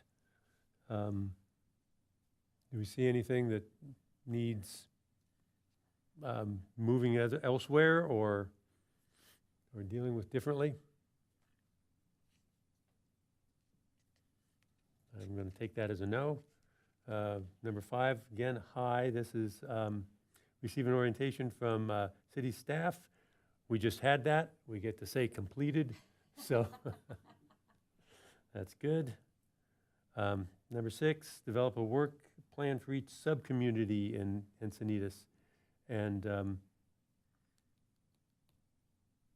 see, the lead is city staff on that.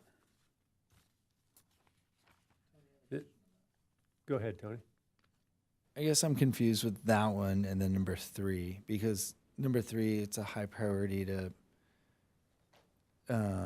dive into each district, but we've kind of already deemed that it's more important that we focus on business districts and not current city districts, you know? So, I mean, I feel Not like voting districts. Right. I feel like the Business Commission feels like number 6 is more important than number 3. I don't know if people agree. Agreed. Well, I would say so too. I agree. So, and in fact, should 3 been simply, I mean, is there anything in 3 that's not in 6? Wait, is 3 not completed? Right, like, I mean, I think all of us that missed that deadline to get our information to Mike and Delilah from last meeting, we all did that for this meeting, right? I saw, Oh, that's I true. went through and read all of our different reports from districts Yes. 1, 2, 3, and 4, right? I think maybe now we take a quick moment to like, does anyone from their district want to elaborate on anything from those reports that maybe we haven't gone over yet? Maybe Delilah? We just did not receive the physical report from District 3. Commissioner Pascal is out of town and left his laptop, and he was working from his cell phone. And it was just too difficult for him to get it in time. But he's been in constant communication with me. Can that be, that can be then added, even if we approve this plan, we can still be added? Okay. Okay, so we leave that in place, and then that would be then, in fact, Unless there's something material from any, I believe all of us from the different districts have basically gone over everything. Unless someone wants to bring something up now, we can probably just say completed. yes, I think we could say completed. And I'd also like to commend everybody on the job well done. I mean, I think those were Thank you. really, really well put together. I think it's going to take a lot of deep dive into each of those because there is a lot of things that you'll find in District 1, you'll also find in District 3 or 2. So anyway, I think that was all still very, very well done. And so I guess the real completed, and we've completed the reports, and now maybe ultimately down the road need to see what to do with those reports. Yeah. Yeah, Tony. They kind of play into the SWOT, so Yeah. I think that subcommittee needs to take all those now and boil down the SWOT. I think that, yeah, does that, yes, Jim? Absolutely. So I've got the general framework done for the SWOT analysis, and I had a question.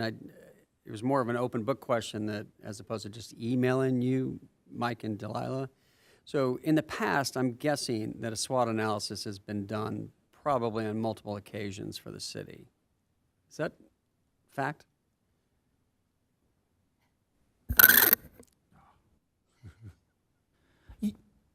Yes, there have been multiple analyses that have been completed in the past.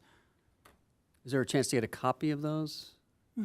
We can definitely share that again. It was probably integrated into the very large packet of information or links that was sent out, but we'll definitely send it back out to the commission because that essentially goes back from research that staff performed to the very first mention of economic development plan, strategic plan, et cetera, and then came back with a series of staff reports and reports that have been completed. So staff will share that again with the commission.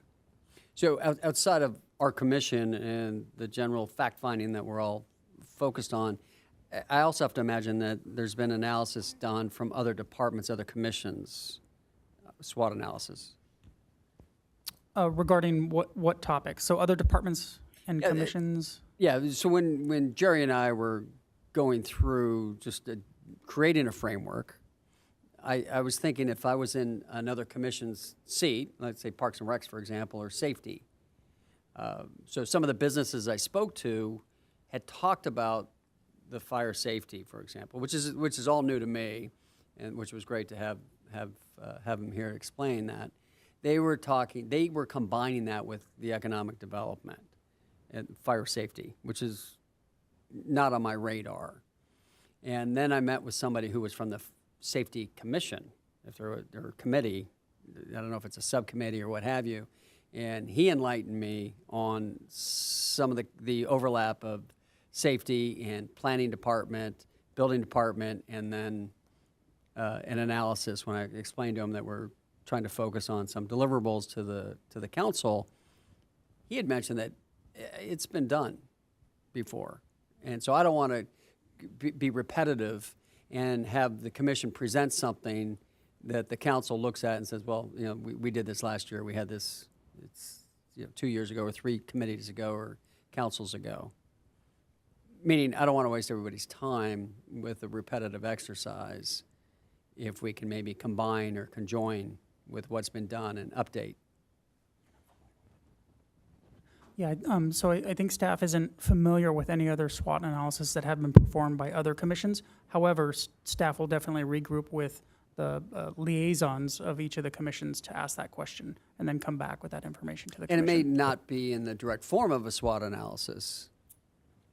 Correct. For example, like Parks and Recreation have discussed, I think, in the past of the Parks and Recreation Master Plan, which in all likelihood does go through the assessment of strengths, weaknesses, opportunities. So there could be other documents already existing that incorporate the SWOT analysis. Okay. So maybe just for the commission's perspective, it would be helpful for me, and I'm sure Jerry as well, what do you believe the deliverables should be for a presentation to the city council? Well, now you're talking about 2 different things. I mean, are you talking about the work plan presentation to the city council? No, SWOT analysis. Talking about the SWOT analysis.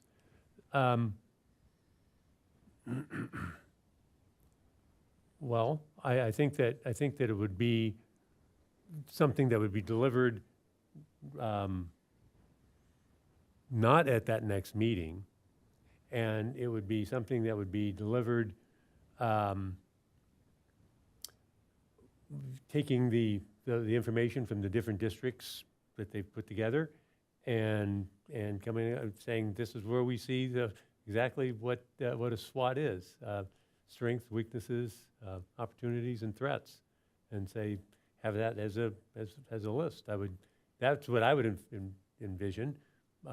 Anybody else have thoughts on that? Go ahead, Tony. I think as a commission we need to agree on each quadrant, essentially, right? So maybe if you presented just what we've already all been discussing here over the last couple months, and then as a group we just agree on the strengths, the weaknesses, and again boil it down so that for the next 2 years we can agree, hey, this is a strength, right? This is a weakness. But I think if this group agrees on the attributes in each quadrant, then I think we're good to go. It first has to be presented to us, to the commission, and developed as a presentation ultimately to the city council as a recommendation. But yeah, I think that first things first, get it put together and have the commission discuss it. So is it fair if we present that next month's August meeting?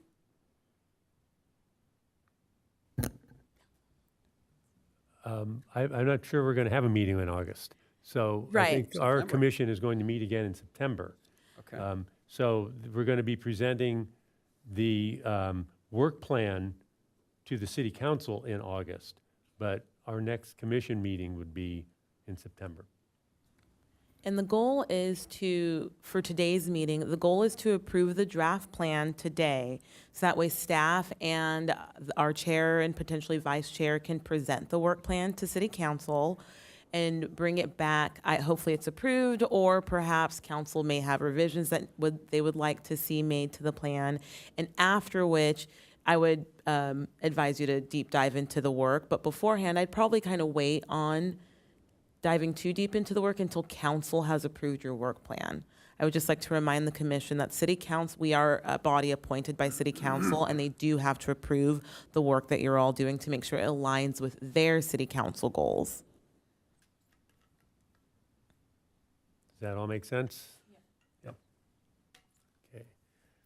And so, Or- Chair, if it helps, I just created a line item in red, just showing create, approve the elements of the SWOT. And so that would be an action that the commission would receive potentially at its next meeting in September and have that discussion to approve what we want, what the commission wants us to look at or staff to look at as well.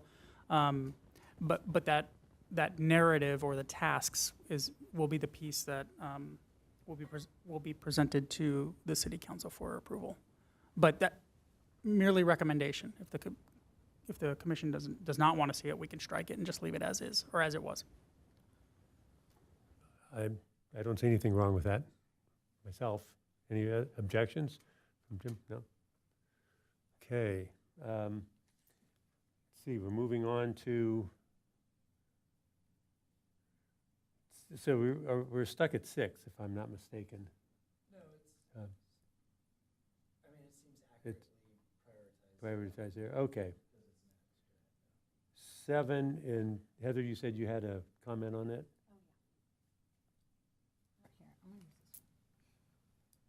Okay, I want to make some changes, if we can, if everyone agrees. Can we take out, I'd like to make this a lot shorter. So can we take out the first line, sample survey, and the next one, yep, take that one out, then the residents, and then take out the next one. And then I would like to make this a lot shorter and kind of tie in a little bit what the permitting or planning team just kind of came to us with what they're looking for as far as communication goes. So if we could,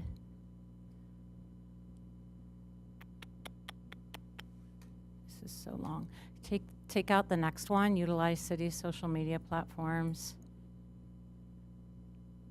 Okay, and then start with, so just inventory existing business communication channels, period.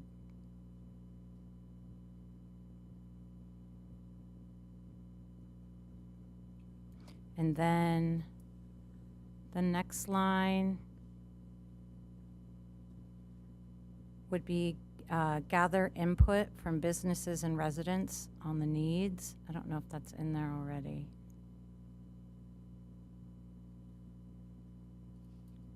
So just make it shorter. Gather input from businesses and residents on communication needs.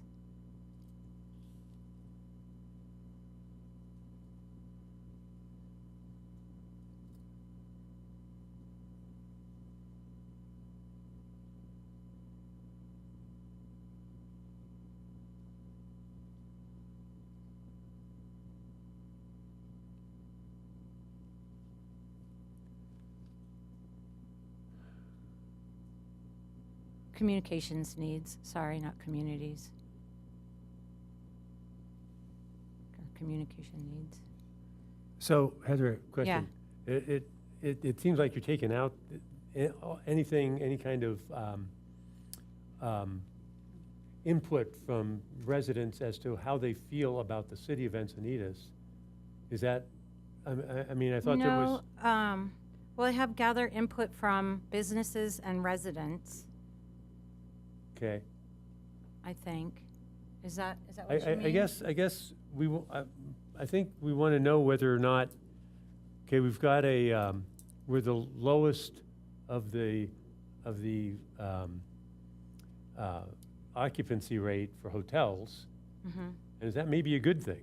Maybe we don't want Encinitas flooded with tourists.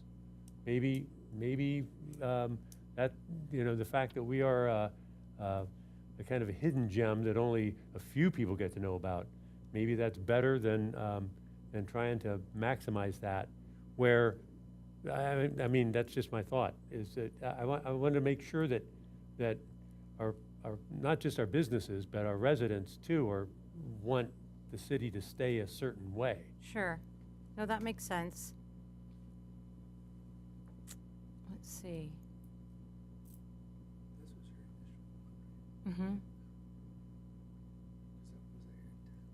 Well, I mean, really, the intent of number 7 is to create recommendations for the cities, for the business community, as opposed to the residents, which I think is something an entirely different animal. As far as this is more about like, how can we help the businesses? For example, how can we better communicate the requirements that they were talking about that they want to get out, like for,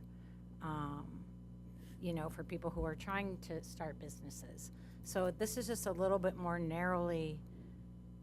I don't know where I would go if it was also all the residents. I'm not exactly sure. So I guess, first go ahead, Brandon. I guess I just want to double check if everyone's not on the same page. I mean, I feel like since this has started, we've done our due diligence in districts. We've talked to people, we've talked to businesses, we've done our best to outsource outreach. These meetings are all, as we've, public. Anyone is invited to them. All the information is public. Anyone that wants to come can come and speak their mind and fill out a white speaker slip. And I think we're all going to continue to outreach, like anyone that we're able to and talk to. We're not shutting anything out. But as far as continuing that, we're not going door to door and asking everyone what they think of this business plan or of this outreach plan, of this plan, right? So, otherwise we've kind of already done our due diligence, and we've already taken into consideration. And part of, I think, council's directive of putting us on this panel is being those voices, being the ones already in the community, parts of the community. And, I just think we've already done kind of the outreach. Fair enough. Yep. Yes. I think our Okay. I think our focus. Did you hire a new director of your social media? Was that position fulfilled? Are you still handling the socials? I think Yes. Well, let me back up. So no, the communications manager has yet to be filled. Staff but is that's currently performing interviews this week. So yes, those additional duties are being managed by the city manager office staff. I think we incorporate whoever you hire to work with us on this part, be it social media, Facebook page, All and the communication community channels. calendar. Yep. And that'd be great, new, fresh blood. Okay, so from inventory existing communication channels, then can you scroll down? We'll see what we have left here. Yes, review examples and best practices used by other communities or from comparable cities, same thing. And then I just made it a little bit more simple than what I said last time. And I just said, identify opportunities and recommend improvements to the city business outreach on education, education, and communication. Can you go back to all Yeah. after identify opportunities? Yeah. Identify opportunities and recommend improvements to the city for business outreach,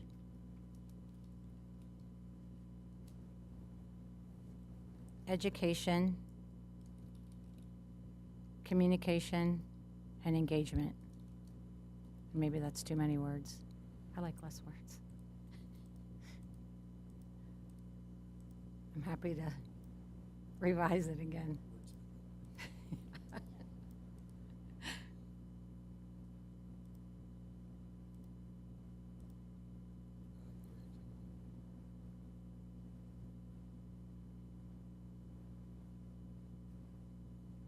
So I don't know if there's anything anybody wants to add back or just keep it.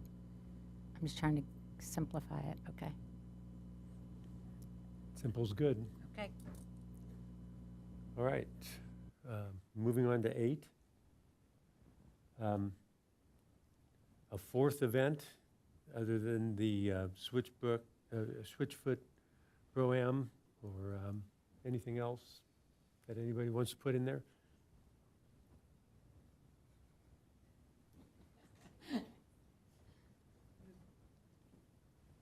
Maybe just Yep. add the word major, like just, yeah, I mean, whatever that means, but just a significant event, you know. Yeah.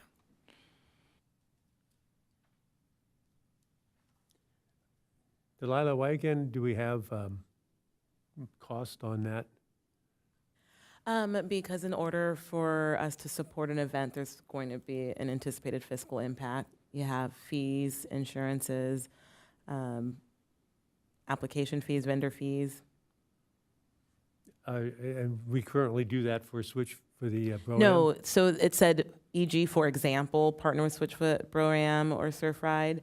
And so I know other commissions have tried to get events off the ground, and it just does take some kind of fiscal impact in order to make a successful event happen.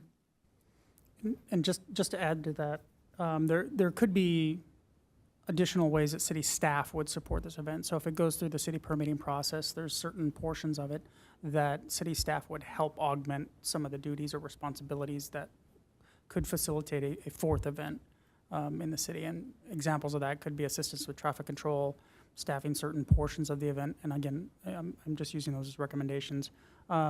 Or offsetting some of the costs for, say, for porta potties or other vendors to be able to attend, whether it's a food truck venue, to be able to help support whatever the event is. So it's really just to add to what Delilah just said, it provides a bigger opportunity to be able to capture some of those great add-ons to make the event even bigger. Okay, good. Tony, go ahead. Yeah, I mean, I guess if we're presenting this to city council, you're kind of by just presenting the cost. I mean, the goal is to put a net number there of what the city's going to gain in taxes and revenues, you know. I mean, you have to spend money to make money. So I don't know how this works, but I don't want something prioritized low if it can have the biggest financial impact on the city, which might or might not be this, but $10,000 isn't a lot of money if you're going to, you know, bring 100,000, 400,000 visitors into our town. But this doesn't tell the story, so.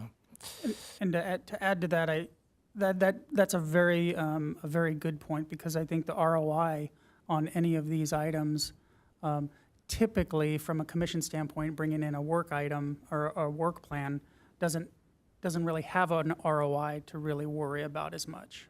There could be there's different portions to that, so potentially I think staff or we can integrate that into the agenda report when we're talking about costs or we're talking about financial impact, going and then using this as a great example. You know, the potential impact of bringing in another, estimating here, 100,000 individuals for a weekend event could mean hundreds of thousands of dollars on the back end with TOT, sales tax, gas tax, and whatnot.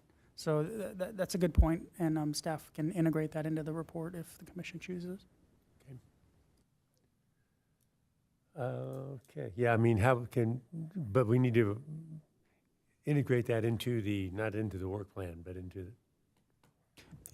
It'll be part of the presentation. Yeah. Or the agenda report, and then the presentation, which the chair will provide to the city council. Yeah, okay. Okay, number 9, create a subcommittee to maximize business-related tax revenue.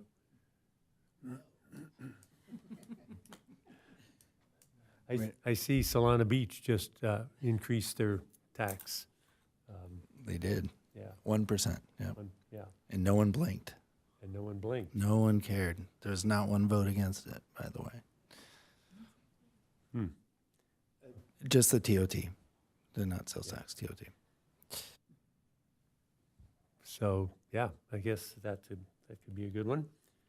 Any changes on that? No? create a subcommittee to review the city permitting process. Well, I think that is one of our priorities for sure.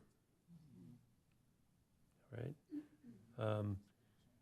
11, economic development functions and resource alignment.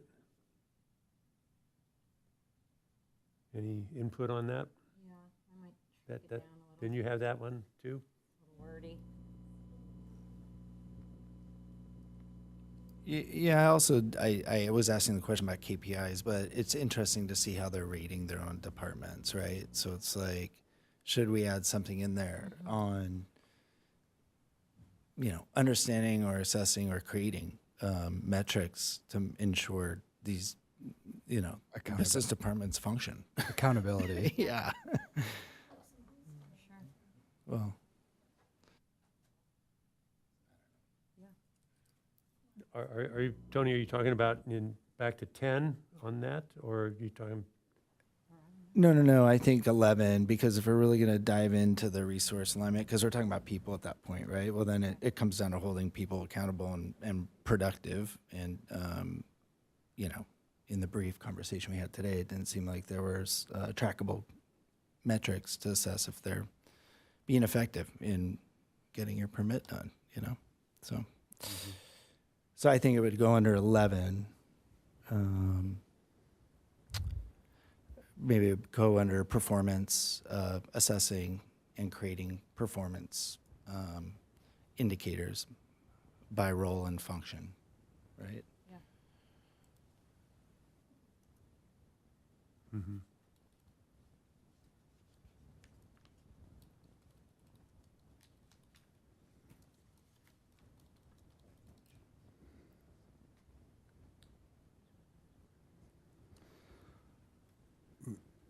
Do you want to add which departments you're interested in creating that for? Is it like all of, is it planning, building? Is it city manager's office?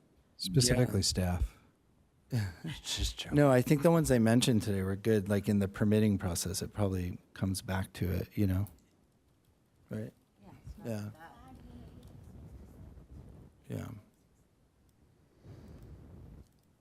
I will add that the planning staff and the planning staff's comments, we are getting into a good spot to where we're up to full staff. And I think when we're talking about KPIs, that's almost a necessity, I think, for us to be able to actually gauge performance, because then we're going to have our full-time folks performing their full-time duties over a set measurable amount of time. And I think that's when we can establish our baseline. I will add, I think we can probably work more closely with the planning staff right now in response to that question, because and to see if there potentially are some metrics that they can generate, because there are back and forths that occur through the portal system that are attached with date stamp and times. So I think potentially that could be a follow-up item for staff that we can do to really help start to paint that picture. As the Development Services Department is going forward and working on getting to that full staffing model. Yeah, and to combat the turnover, the mayor owns the function. So it's not person, it's function, right? Because who cares if people leave or there's turnover? It's essentially the mayor's job to push the function. So that's why I'd almost push for not role but function, or department. Interesting comment. I think, but with time comes experience and comes efficiencies. So if we have a new planner one come into the role, I think there's going to be a greater learning curve and slower response time versus a planner one that's been around for 3 or 4 years. And from an operational standpoint, that is on the radar of the city manager to make sure that we are working closely with the Development Services Director in order to manage the being as responsive as possible during the permitting process. Yeah. I mean, I think we need to stop the turnover. Hopefully that happens. I went through 4 planners on my last project. I think that's the bigger, if we identify hiring and headcount, like it says right here, evaluate current headcount, determine if there's a need to increase. I mean, we can increase headcount, we can hire a new communications director, but if you're just hiring a new communications director again next year, then it doesn't really matter. So I think that's the number one thing at least I've heard recently is the turnover for whatever reason, identifying a factor there and fixing that factor. I think should be the priority. So do we add in, so do we add in something about, well, no, we got it in there, process, as opposed to people? Yeah, it's in there. Is it fair, by the way, I had a meeting with one of the largest businesses in the city, and they gave Delilah a phenomenal compliment. Can you tell us what business? The YMCA. Oh, So Good job, Good. Delilah. that was one of them. But, so one of the, if I can interject, so one of the objectives, not digressing to the SWOT analysis, but one of the directives was comparable analysis to other cities, right? And so I've gone through a lot of cities, and a lot of them have clear performance targets for the planning department, and it's just clear performance targets. So there's kind of a, various cities have various ways of portraying those targets, but the terminology that I like to use is published development timelines and accountability metrics. So there's several cities that have this, and it was a fluke for me when I found the first one, but there's a lot of them just within California alone. And I don't know if that's our job to do anything other than make a recommendation of that. right. I mean, yes, we have no power. Right. Accountability. All right, I think that's good discussion on 11. And so just based on that last comment, staff added with productive timelines and added that to the idea of creating performance metrics, and then by role and by function in the permitting process, which would capture the permitting team that was here presenting and walking through the process. But you're missing the accountability part, verbiage. Somebody needs to be held accountable for the accuracy, and not just that, but the functionality of accomplishing that task.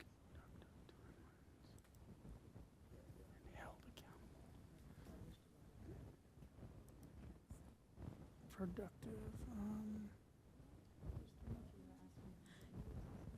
Jim, can you repeat what you said? It was published development timelines and accountability metrics? Published development timelines and accountability metrics. Okay. I'm trying to see. You You can- recommend performance metrics with published timelines.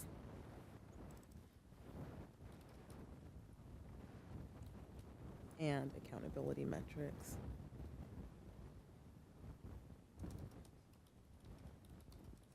Yeah. Yeah. I think, Mike, it's performance and accountability metrics with published timeline. And accountability metrics. Good. Performance and, okay. Thank you, Paulette. All right, Chair, before you move on, I just had a question. I think it was, can you please scroll up for me? Were 8 and 9, did you guys want to change those priorities? Did I hear that correctly? Maybe we can go through the whole list and then we can come Okay, back if got there's it. any we want to switch. Yeah.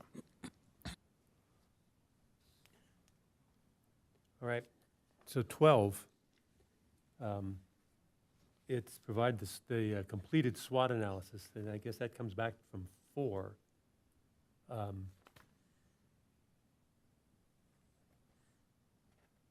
So is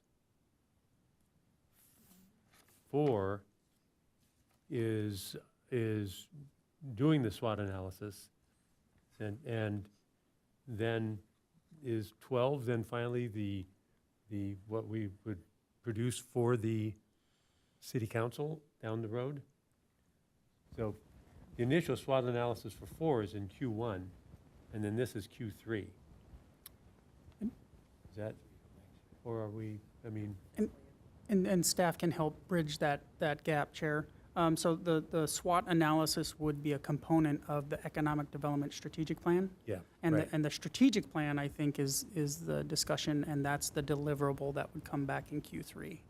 Okay. Or 4, or, Uh-huh. but ideally, it would be returning, or it'd be, the final Economic Development Strategic Plan would be reviewed and approved by the commission, and then provided to the city council, and I think the idea is that potentially that happens in Q4.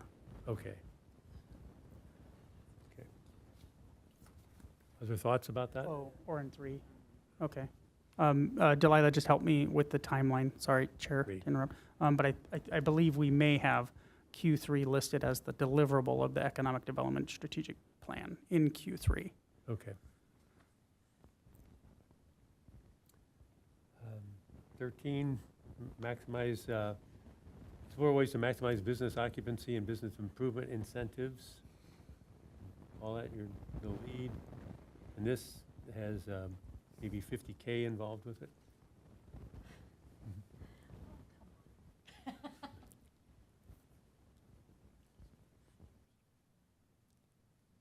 So this is talking about maybe trying to have the streets look more similar, have almost a branding to the city. Is that?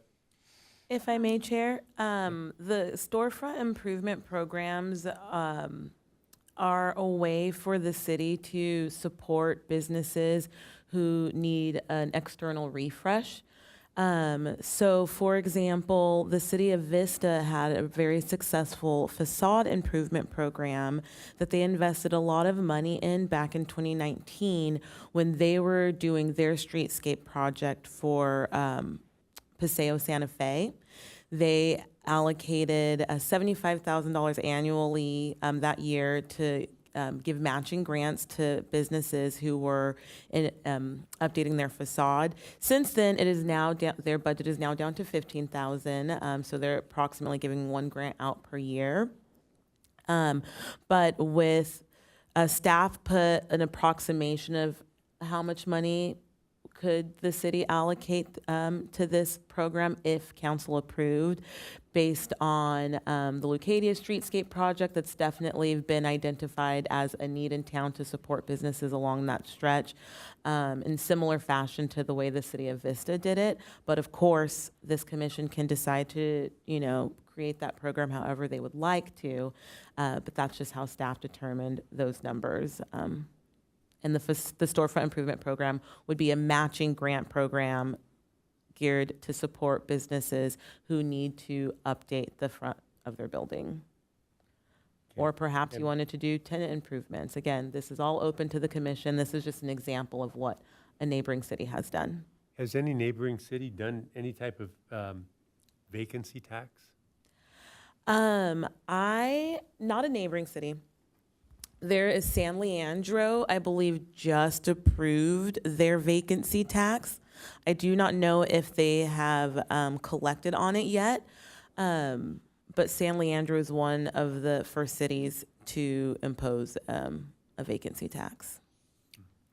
And I think I mentioned in the District 4 report from it that San Francisco has done some things like that that we can look into. But I'd also like to propose a counterpoint to the vacancy tax. And I was talking to some real estate and landlords recently since this, and possibly propose about an alternative solution to that, to the same ends, might be incentive instead, and in some fashion for, forgive me for statistics I'm making up for this conversation, right? If you give,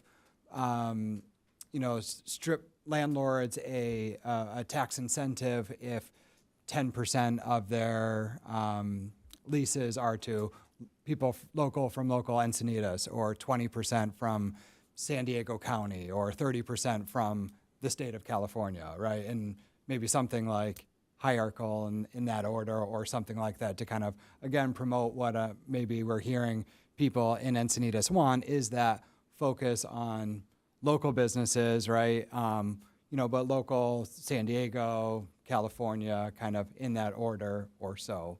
But maybe there's a carrot instead of a stick type approach to be had there. Yeah, I think carrots generally work better than sticks. But, yeah.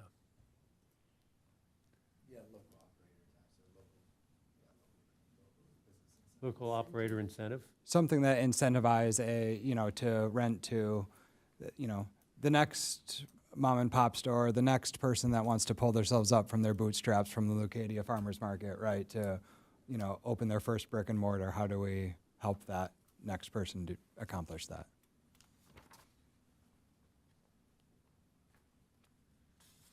Right? Just one comment on the grant program, which I'm a huge fan of cities promoting and doing. If you do a facade improvement program, one of the stipulations that I would suggest is the matching program has to be, the dollars have to be spent within the businesses within the city, i.e. we did a mural and I had plenty of artists outside the city on the front of our shanty who wanted to do the project, but I specifically said it's got to be somebody from within the city, the dollars staying within the city. Yes. It may be a little bit more of an encouragement to the city council if we have a requirement such as that. Definitely love that idea. I would like to include some flexibility for the types of maybe projects. So, for example, if someone needed a special door made that's only made in Solana Beach, do we want to limit that door? But like murals, we are a town of artists. Yes, definitely want to prioritize local artists, but I would just hate to impose a limitation on a business if that product was not available in the city of Encinitas. Does that make sense? It does. I respectfully disagree.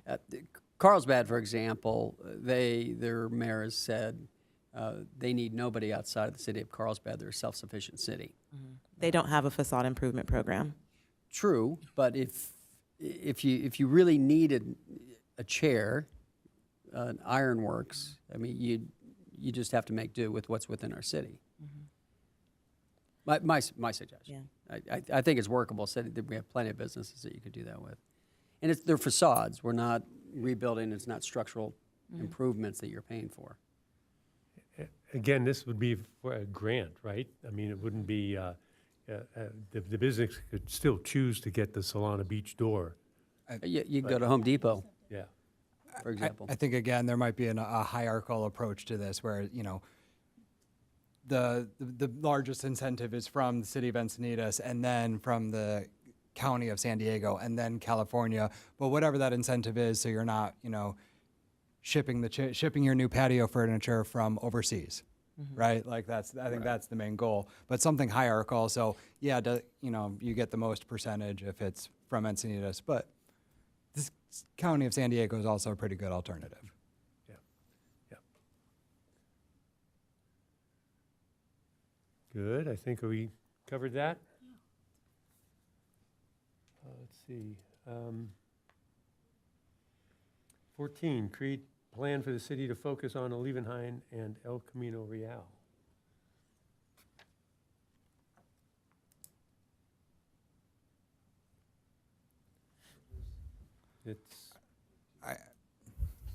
Yeah, I guess, I think this is two completely different things and that need to,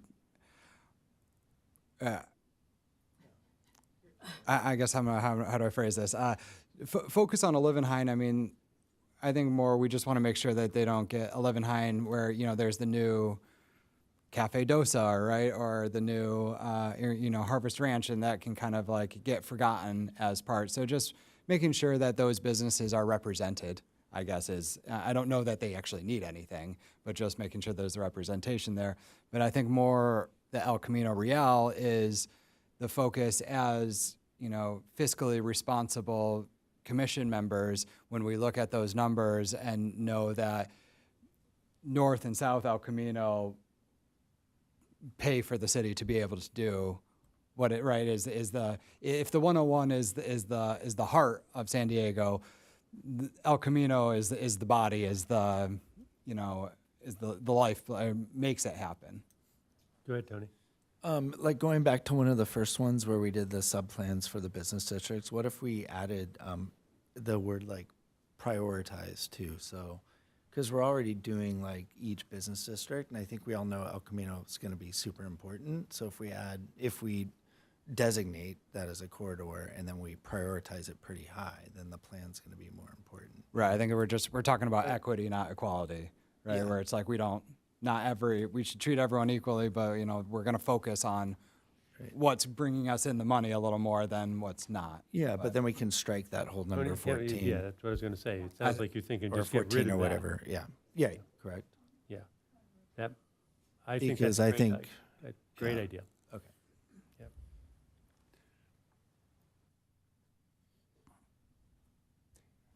And that was all goal 14. Yeah, I mean, I think if we're striking, as long as those things though that are part of are going somewhere else into a different section, because I do think like the reviewing the El Camino specific plan, these types of things, That's back to 6. Is that right? should be one of our highest priorities. So it's Right. And if we prioritize it based on active businesses and revenues, it's going to be pretty highly prioritized, Right. Yeah. Yep, number 6. So 6? Number okay. 6, yeah. So maybe a start.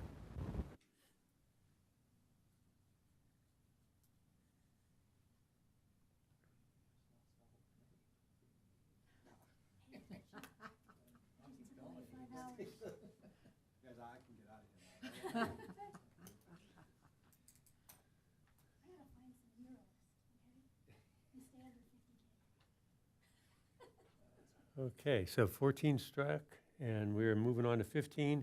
Create a subcommittee to increase. I'm sorry? He's adding the wording to 6. Oh, I'm sorry. He's still doing that.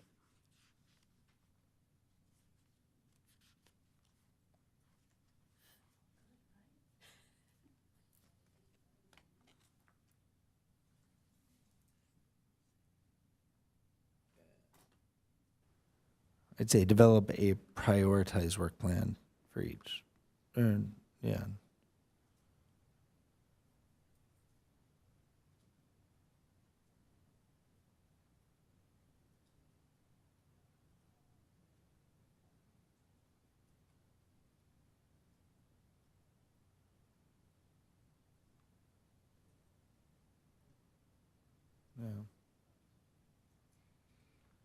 This-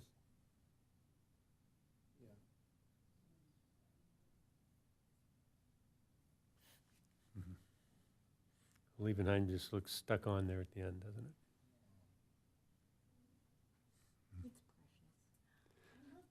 I grew up there. Amongst the cows. I loved it.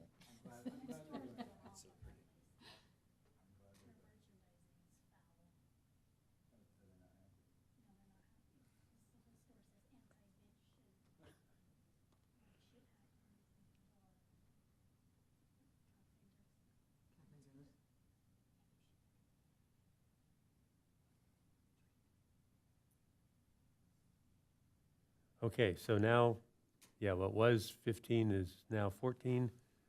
And that's create a subcommittee to increase tourism and TOT. I think we should just increase the TOT by 1%.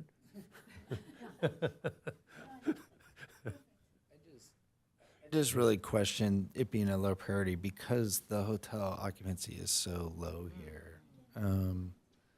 Yeah, I mean, that's the question, right?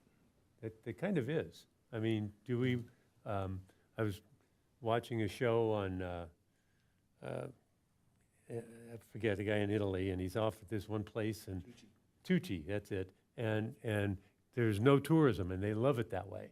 And so, I mean, we have to strike a balance. We don't, right? Are we getting a new hotel? Are they developing off of La Costa Avenue? Well, Supposed to be built there? La Costa's not in Encinitas.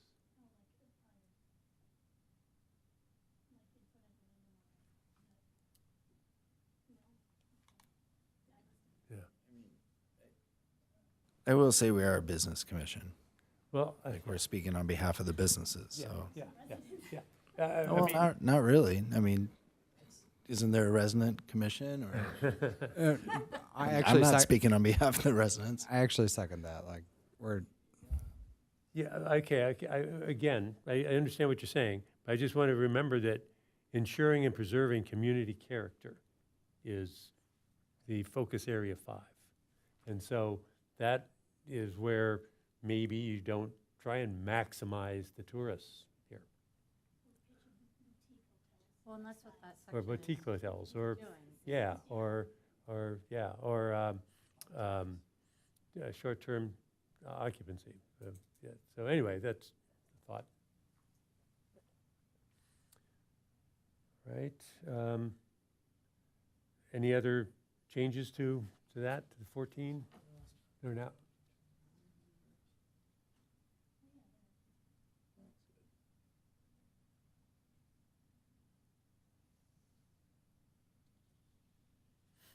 Yeah.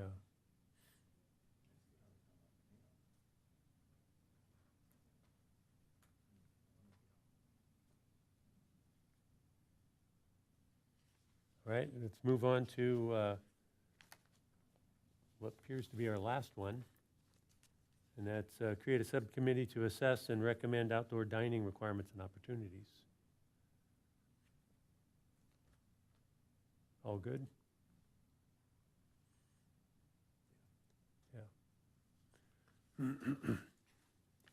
Yeah. I guess we should look at, as Tony said earlier, maybe going through and making sure that priorities are what we want them to be. I don't think there's anything else we want to delete, and Delilah would, I think, have a fit if we propose anything new. Is that so? We don't want to do that. All right, so let's go back to priorities. So looking at number 1, high, well, completed. Never mind. 2, completed. 3, the priorities of work.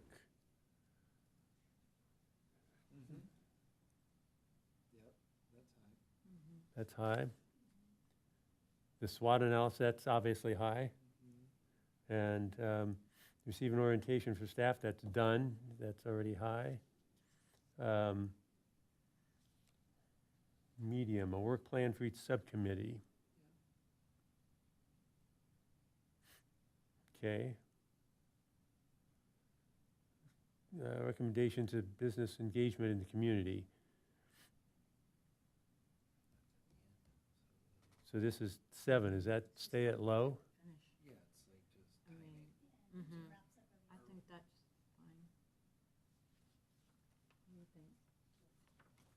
fine. I'm just wondering what metric we're basing this off of. Like, Chair, right? may I- Because does high mean first? I can or share. does high mean? I can share. So when staff was going through and prioritizing these, a couple of things were taken into consideration. So first things first, we mapped the commission goals to the city council work plan goals. And sometimes the city council work plan had deliverables by certain quarters. And these are all fiscal year quarters, not calendar year quarters. So Q1 is July, August, September. Q2 is October, November, December. So that was my first influence. The second influence was, yes, stuff that was completed and stuff that would impact other work. So anything that is a high priority, when staff was reviewing it, by default, or if it impacted a future work plan item, by default, I would label that as a high priority. And then anything after that, I tried to balance each quarter with some high priority, low priority, and medium priority work.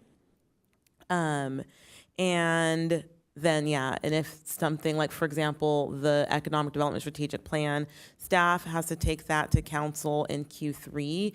So in essence, the committee performing the SWOT analysis does have a couple of months to get that to staff because staff's not presenting a strategic plan to council until Q3. So that's how they were prioritized, not necessarily in order of like biggest ROI, but when it was due. And also what the actual deliverables are, because some of the deliverables in the work plan are just gathering information, whereas the tangible product is not necessarily there. So something that was just informational could have been a medium priority versus a high priority, but that's what went into that. And then lastly, since we're on number 7, one thing that we didn't get to share is in terms of community engagement, staff did have the opportunity to meet with a couple firms who specialize in community engagement, and their proposals are attached to the agenda report. 2 of the firms are local, and then one of the firms is is a data collection firm. One is a single gentleman, Don Skiglimpalia. He supported Lucadia 101 Main Street Association in their community outreach, and they completed a massive survey not too long ago. The other proposal is from JPW Communications. The city already holds a contract with them, and they specialize in strategy and community outreach. So the city staff had asked them to submit a proposal. And then the other firm is True North, and they specialize in community engagement and data collection and surveying. So if that is something the commission did want to recommend council to move forward with, then perhaps that feedback from the community, the residents and the businesses could support your visioning process. Good. Yeah, I like that. All right, so, and it's low priority because it's Q3.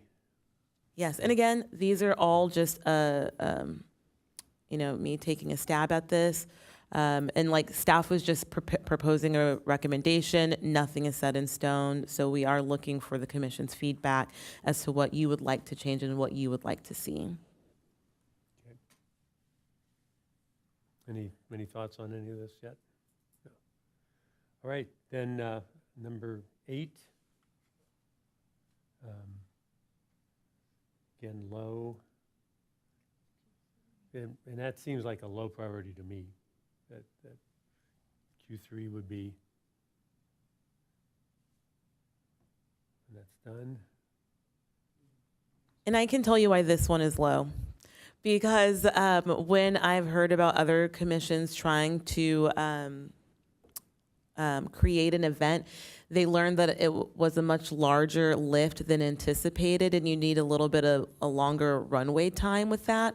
So my thought process for this one is first the event has to be identified and the partners have to be identified, and then staff can start working on it. Additionally, it would, depending on the fiscal impact, it may be something that needed to be added to a budget, which we would then take to city council during the traditional budget adoption time.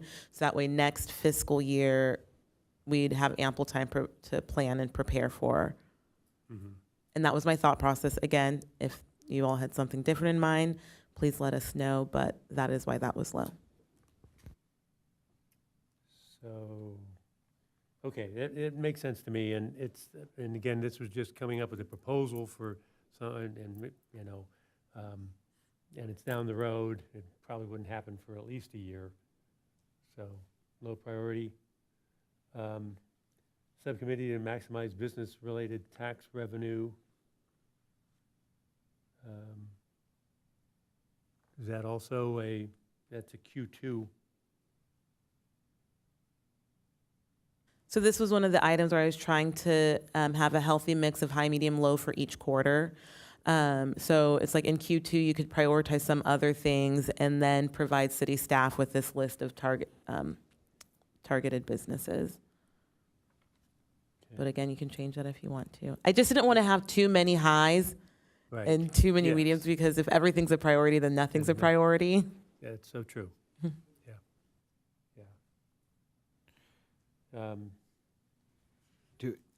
Would it be also helpful to, can we reorder these to by Q1, Q2, Q3? Because I guess that's where that's where it's confusing me right now, is switching from Q3 to Q2 to Q1 as we go down.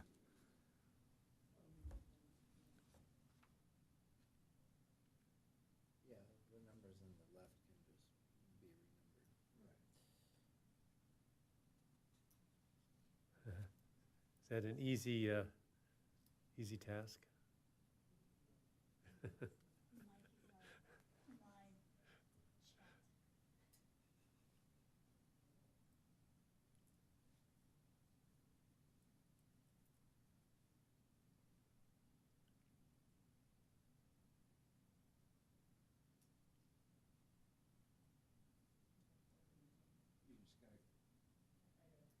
Create it first, and then it'll work the way you did it if you copy it instead of cut.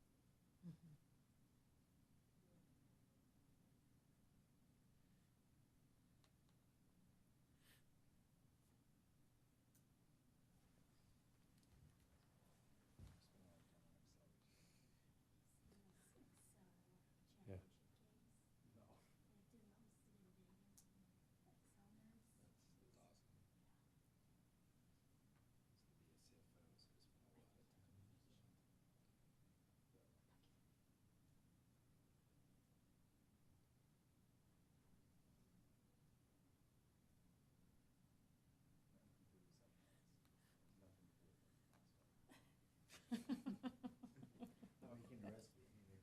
Well, right, so I'm trying, yeah, exactly. It'll be better at all those things.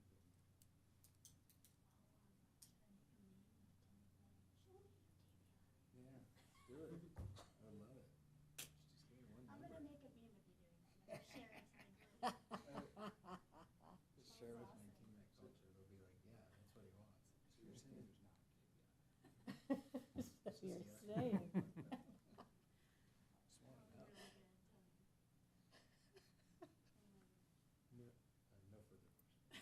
No further questions. Mike drop. It drives me nuts, though. I will say it drives me nuts. Like, I don't want people to tell me at work, say, I think we're selling more IPAs. I'd be like, there's actually, like, go to the computer, you don't need to say a thing. Tell me the number. Just tell me the thing. Tony, it's Happy Cafe. Not Happy Cafe. Did you not see that? Yeah, slow and painful cafe.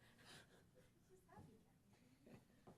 So like, give And me the where is buckets. the Happy Cafe? Give me the And where buckets. is the How Happy many are in Cafe? the Happy? Is there a Happy Cafe? How many are the Happy Cafes and how many are not happy? Did you say there's one Happy Cafe?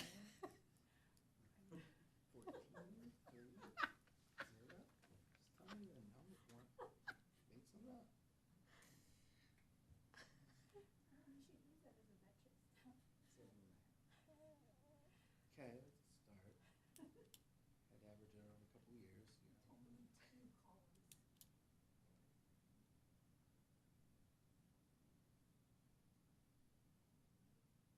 I'm sorry.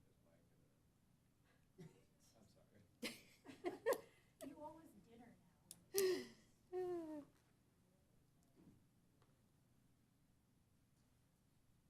feel like so much longer now. Hopefully this is backed up. You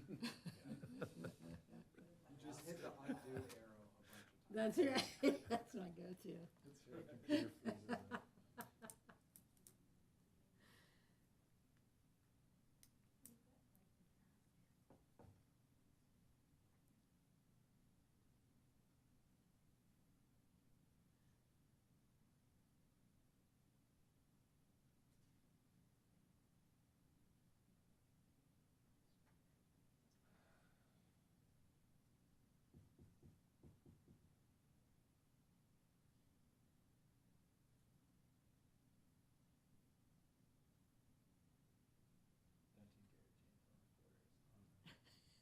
Well, our 6 should be quarter.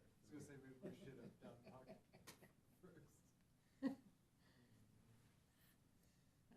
no.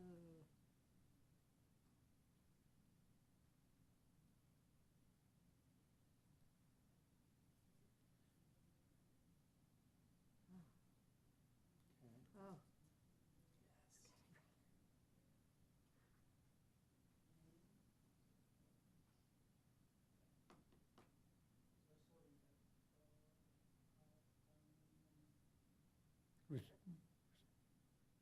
Are we sorting by priority or queue? Sorting by quarter first and then priority. Yeah.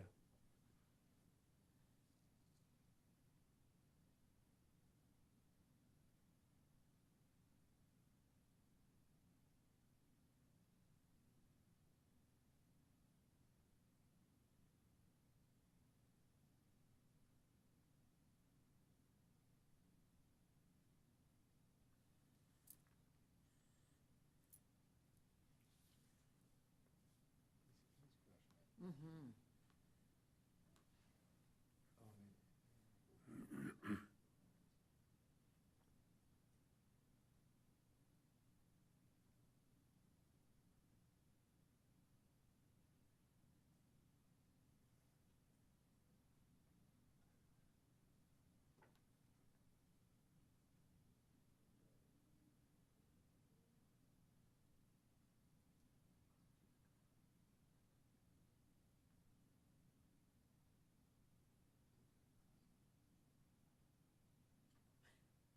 know, one of the issues that I see if you start taxing unoccupied properties is if you have a triple net lease, I'm just hypothesizing. That's going to funnel right through as a tax as an operating cost of the business. Right, which is why I think the carrot, the better method is incentivize somehow. I mean, it's triple net for like a like a strip center, and then they push it through to all the tenants. Yeah.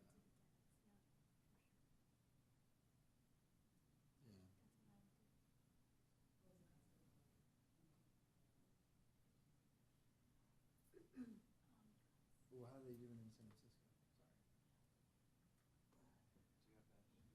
It's fine.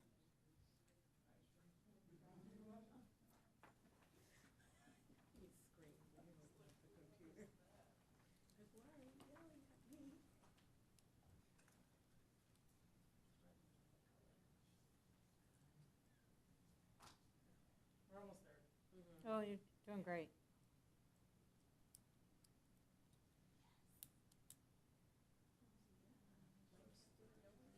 Open measure, the San Francisco proposition, and the California Senate bill.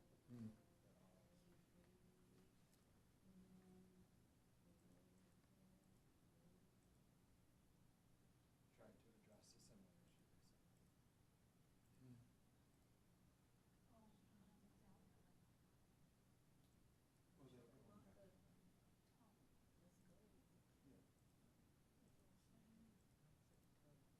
District use had graphs and everything.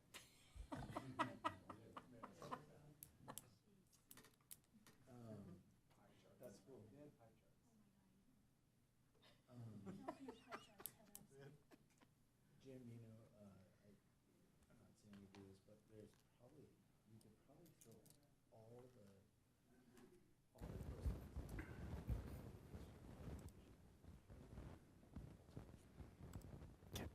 I think that. Okay, Chair, I think we are there after some formatting, sorted by quarter and then priority.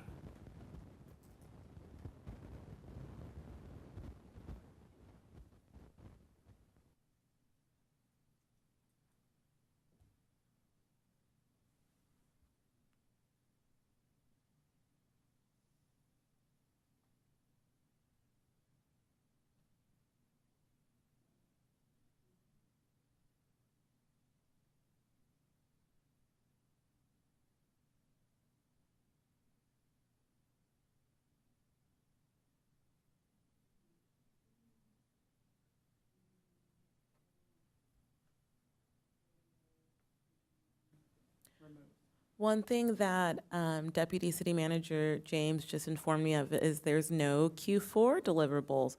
So, you know, the commission definitely has some flexibility to take your time on some of the items, perhaps in, you know, Q2 and 3. why not just make the economic plan Q4? Because it's due by council in Q3. Oh, okay. Yeah.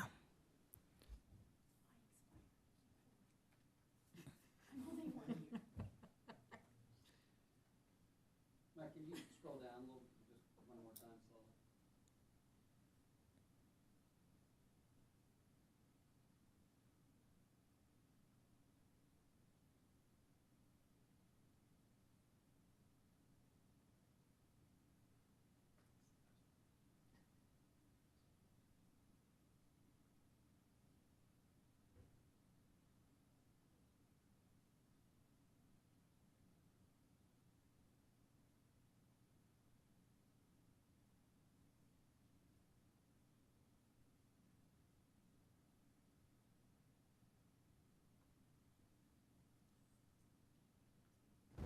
This item is highlighted just for staff to reword it so it sounds better, but to not change the topic.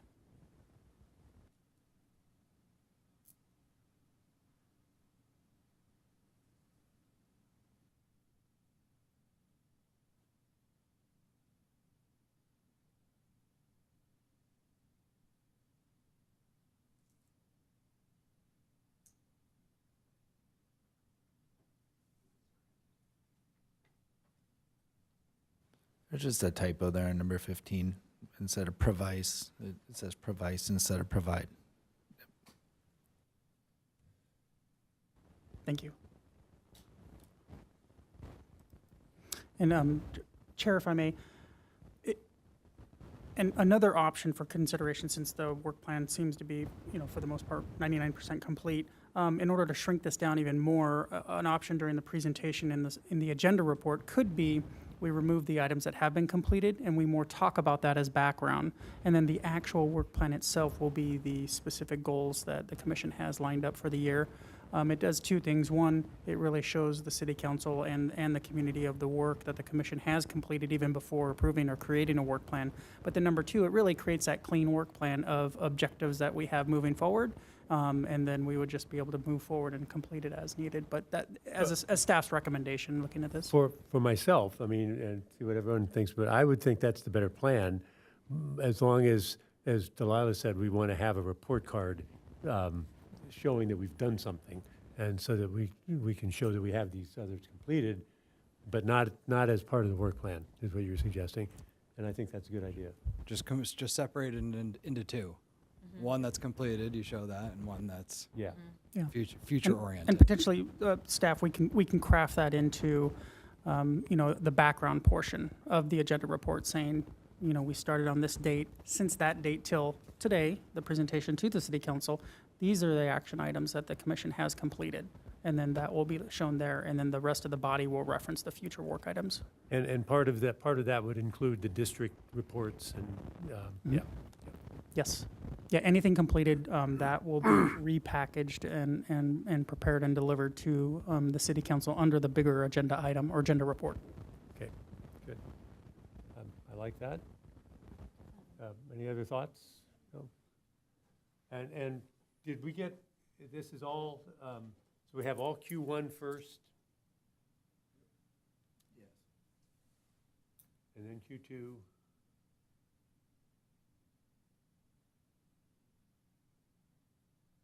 And then Q3. And again, is there anything that we would want to move to Q4 that is not necessarily deliverable by Q3?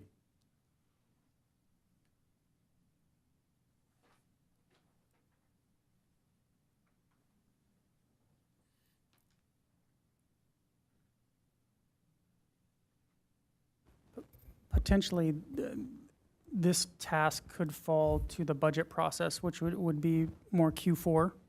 Yeah. So Yeah. what staff could recommend for the commission is just do a /Q4, so that gives us the flexibility. Okay.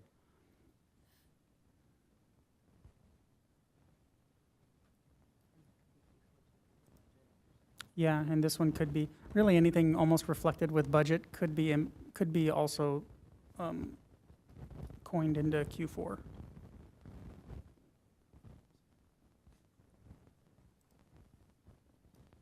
And so then you'd reorder that so that you'd have the Q3s and then the Q3, Q4s.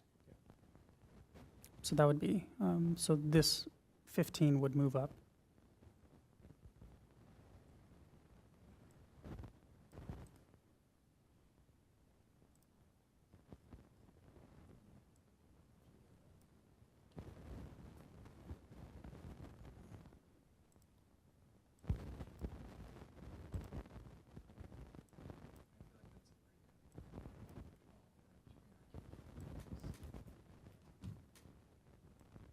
For which?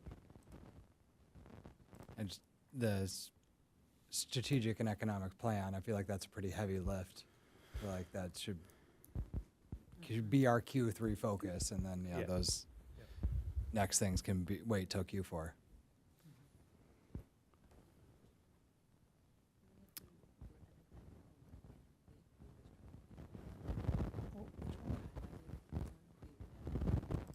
Oh, you want to do that? Sorry. We were just discussing cleaning up this. Did I pass it? Yeah, this language. I think it was just the second piece.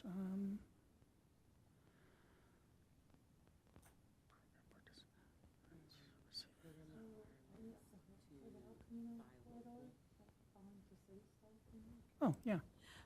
Jim, for this one, would you want them just to buy their materials local, or are you also looking for local,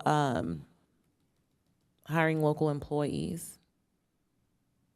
Before you answer that, I would like to share that within the city of Encinitas, our top profession, like industry held by people who live within the zip codes, are going to be the professional services, not the skilled labor. So that's just one thing to consider when we're defining this. I just want whatever the requirements are to also be accessible by the people who are looking to take advantage of the program. And I'm sorry, I can't see your face if you're making a face at me. No. If I was a constituent of my city council representative, I would be thrilled that my dollars are being spent in my city.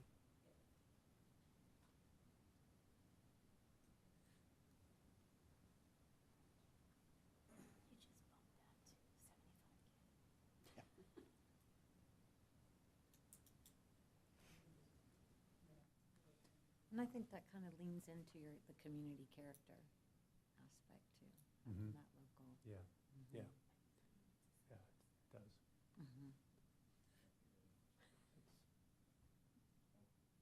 Which is important. Yeah.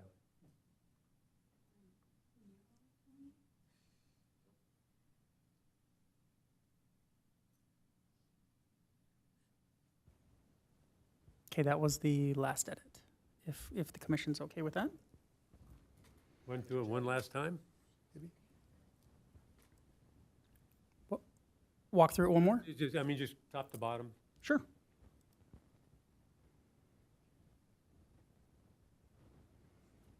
And again, these completed items, so these Yeah, they'll be, four will be removed and placed into the other portion of the agenda report. Okay.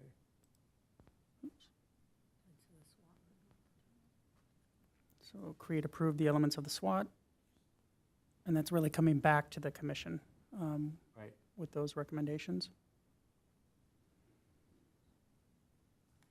Create and recommend performance and accountability metrics with published timelines by role and function within the permitting process. And so again, that would encompass development services with planning, building, fire, code, engineering.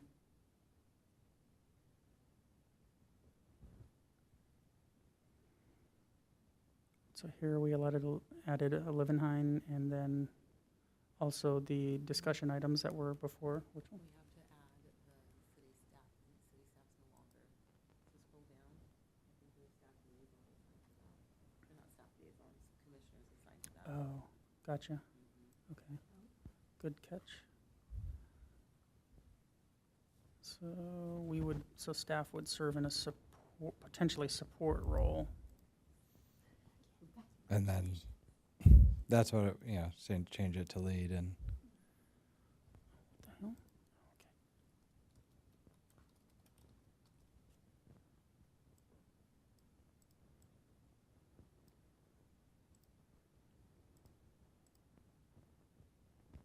Okay. Good catch.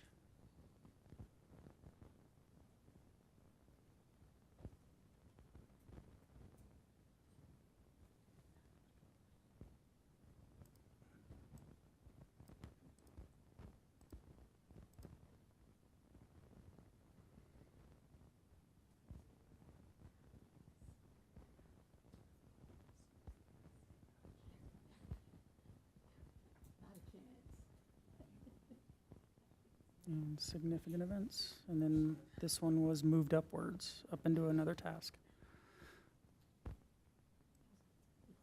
So 1, 2, 3 completed, 4 completed. So out of the 15 total tasks, 4 would be removed, so it'd be 11. 11 tasks have been identified for this current fiscal year. And I know there's probably not like an apples to apples comparison, but do we have any idea what we can expect from city council as far as like, you know, is it typical to come back and have a lot of cross throughs, right? Or is it more like suggestions as to focus a little more on this, or this is a higher they relist the priorities, or what is kind of the expectation at least? Well, the one thing, I had a meeting with the deputy mayor and Jim O'Hara, and he said he would like to meet with a couple of us before it gets presented to the city council. So I don't know whether he feels like he needs, I mean, that sounds like not a good idea if we're going to approve it tonight. And it was kind of an unusual, I thought, well, how's that going to work? Because it sounded like he wanted to make suggestions. Maybe he would give indication as to what he thought the council would do with it. But, so I don't have a good answer for that. And granted, from my long tenure with the city of 9 months, I from experience, this is the commission's work plan, so this is your work plan. Yeah. Staff would recommend that as these items are presented, that is, if this is the direction that the commission wishes to move in, then this is the direction that we should present that to the city council. I think looking at it big picture, the city council is going to rely on its annual work plan. So on the goals and objectives that this council has established for this year, and then look at what tasks have been established here that are associated with the focus areas and the general tasks within that item. Now there could be potential priorities. I think that they may question, especially when it comes to funding allocations. I think when it comes to budget, that's obviously the city council's purview to make that determination as we look forward into next year. Anything also potentially relating with personnel, I think is a recommendation on behalf of the commission that would go to the city council for eventual approval as a part of next year's budget cycle. However, I think that the tasks that are identified here are much in line with the discussion that we've holistically had about the duties of the business commission and going back to our duties and goals and responsibilities. So while the city council has the ability, I think, to go through and add to, remove, or edit the work plan, I think, generally speaking, I think the council is going to look to you as the business commissioners and understanding your workload. I think the amount, 11 tasks, could be viewed as a heavy lift, and it's in the first year of the commission's existence, or not. And I think that's going to really depend on the members involved with each task, and then the staff support that can go into that. I think looking at this from right now, the big ticket items, I mean, the economic development strategic plan is a priority that the city council has, and that's been identified as one of the items to be completed here.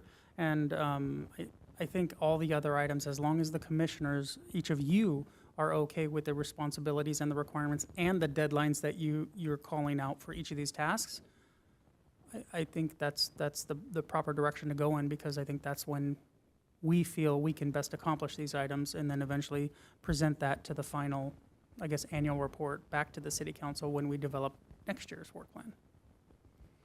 Okay, sounds good to me. So I can entertain a motion. Whatever I'm supposed to say, motion to. I think you need to actually say what it is. It's, To motion to approve the work plan. Right? I second. okay, moved and seconded. All in favor? Aye. Aye. Sounds unanimous. All right. Let's see, our action items are done. We have informational items. I don't think so. Is that true, Delilah? And May you please repeat the question? so now moving along in our agenda, the next number after action items, which was our draft work plan. Now it's informational items. I don't think there are any. Or do you have one? We have commission member initiated items. So, but there were none. And then future Yes, and agenda future items. After that, future agenda Oh, items.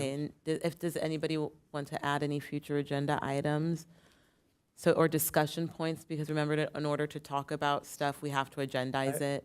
The only thing I would like to talk about at some point in the future, it doesn't need to be in our work plan necessarily, but maybe it's a peripheral thing, wondering about what artificial intelligence will do to our business community, to how it might be functioning in the city, how it might, is there any thoughts about that? Does that sound like something that would be worthwhile to have the Business Commission have an opinion on? Okay, so agendize that topic. Yes, Tony? Who would speak to it? Like would we have someone come speak to us about that, or, because I'm not an expert. You'd say you're not that good at it. No, No. I would love to hear, I don't know. I guess it would be an informational thing. It doesn't have to have a deliverable, perhaps, and it could be maybe some type of presentation.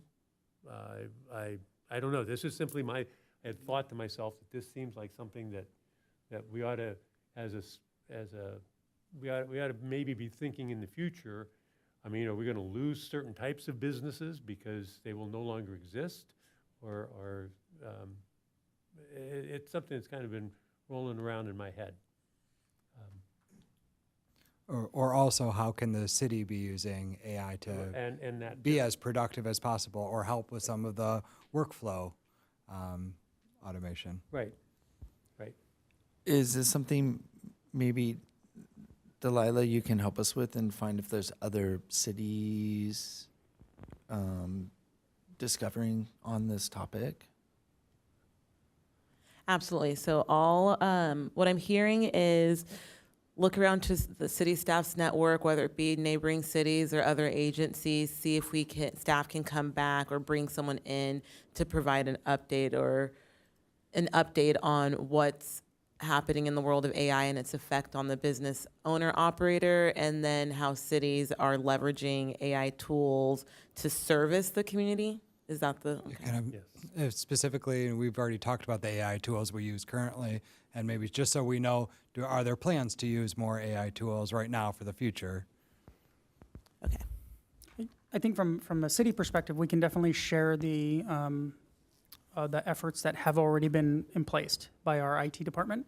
And then on top of that, we can look at some of the other discussions holistically that are happening with local governments. And obviously some cities and counties are moving faster than others. But we can definitely do kind of a situation report of what we have implemented, and then potentially items that we're looking to consider in the future. And then probably segment that from business impacts. What are some of those business impacts that AI may have looking forward? And that's something that potentially we can reach out to other communities. Yeah, that was my to thought see for a that. future agenda item. Yeah. Okay. Tony? We're going to be meeting with Evan Jedinek on the outdoor dining this week, so I'd propose adding a future agenda item where Jim and I can debrief the group on kind of what we've learned on the outdoor dining. So that's happening soon. It's like September, I think. So Our next meeting, September 28th. So Yeah. will it be before that? yeah, Okay. So Yeah. on the September 28th meeting, add update on outdoor dining. yeah, subcommittee essentially. Thank you. Presented by Delamano and Miller. It's a dangerous duo. Got it. Thank you.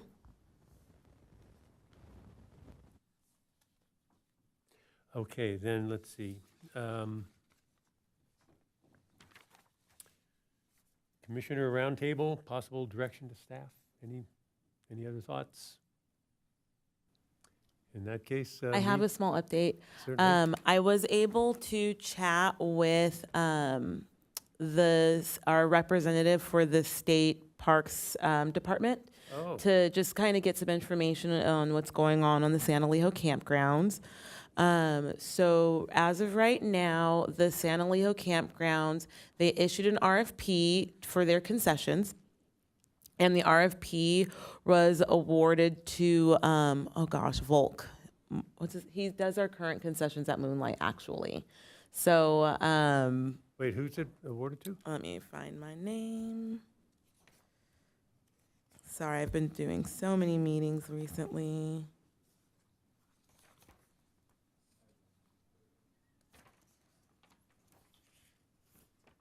David Volk. So that's who won the award for the concessions at San Elijo campgrounds. When I met with the representative from the state parks, he did confirm that that building is old and it does need some work. However, that if the use isn't changed, then there's not, it wouldn't trigger major changes to the permit. But you know, that award, the RFP has already been awarded, so hopefully within the next year, we should see that, that building open up and be activated. I did ask him about having special events there, and it's a challenging location because of parking. And also because the use is only to service the guest of the campgrounds. It kind of puts limitations on what type of special event you could have. Now, the state is definitely willing to work with the city to create maybe special event permits or approve special event permits for like single events, like that single event that is in the work plan. But we'd have to answer the issues of parking. We'd also have to make sure it's not disturbing their paying guests. I'm sorry, what would be the issue with parking? Because it There's would not be- ample parking. So at For the San who? Elijo campgrounds, they only have parking for their guests. And they do have one public lot, but it's not, according to the state parks rep, it's not an ideal place to direct people to park and then have an event somewhere else because it's too far. Like they have a north parking lot, but the parking lot that's near San Elijo campgrounds is reserved for their patrons only. But that's true with the Carlsbad campground as well. And so, I mean, in other words, But in the Carlsbad campgrounds, though, they have a larger space. And this San Elijo campgrounds does not come with live music allowed by who? by the state. By the state. By the state, yes. Is that something that can be changed? You could do a special event permit. So if the commission wanted to spend, this year, Q1, 2, and 3, coming up with a proposal, we could present that to the state in hopes that they would approve a special event permit. So that way the city and the commission and whoever are identified as partners can plan a special event at the San Elijo campgrounds. But it would be like a single event, not like an ongoing thing. That's how you could get live music and alcohol allowed on the beach if you had like one single event. But be mindful, surfing competitions are limited. There's like types of events that are limited, and they already kind of approve their surf competition, so that might be out of the question. And then additionally, he is available to come present to us, like as we get, if this is something the commission wants to explore, he's definitely willing to come down here and discuss a proposal and give feedback on what's allowed, what's feasible, and what the state would approve as far as a special event goes at San Elijo campgrounds. I would like to hear that. Mm-hmm. Yeah. So if that's something, once we get down, once the commission starts focusing on the major event, that's an option. So just keep that in the back of your mind. And the only question about Volk, is that a camp store? No. That's an individual No, who. I know that's, yes. But I mean, will he be putting in a camp store and a food? Yes. Okay. Mm-hmm. All right. Any other informational items? Or in that case, now meeting adjourned. Great job, guys. Thank you both. Thank you.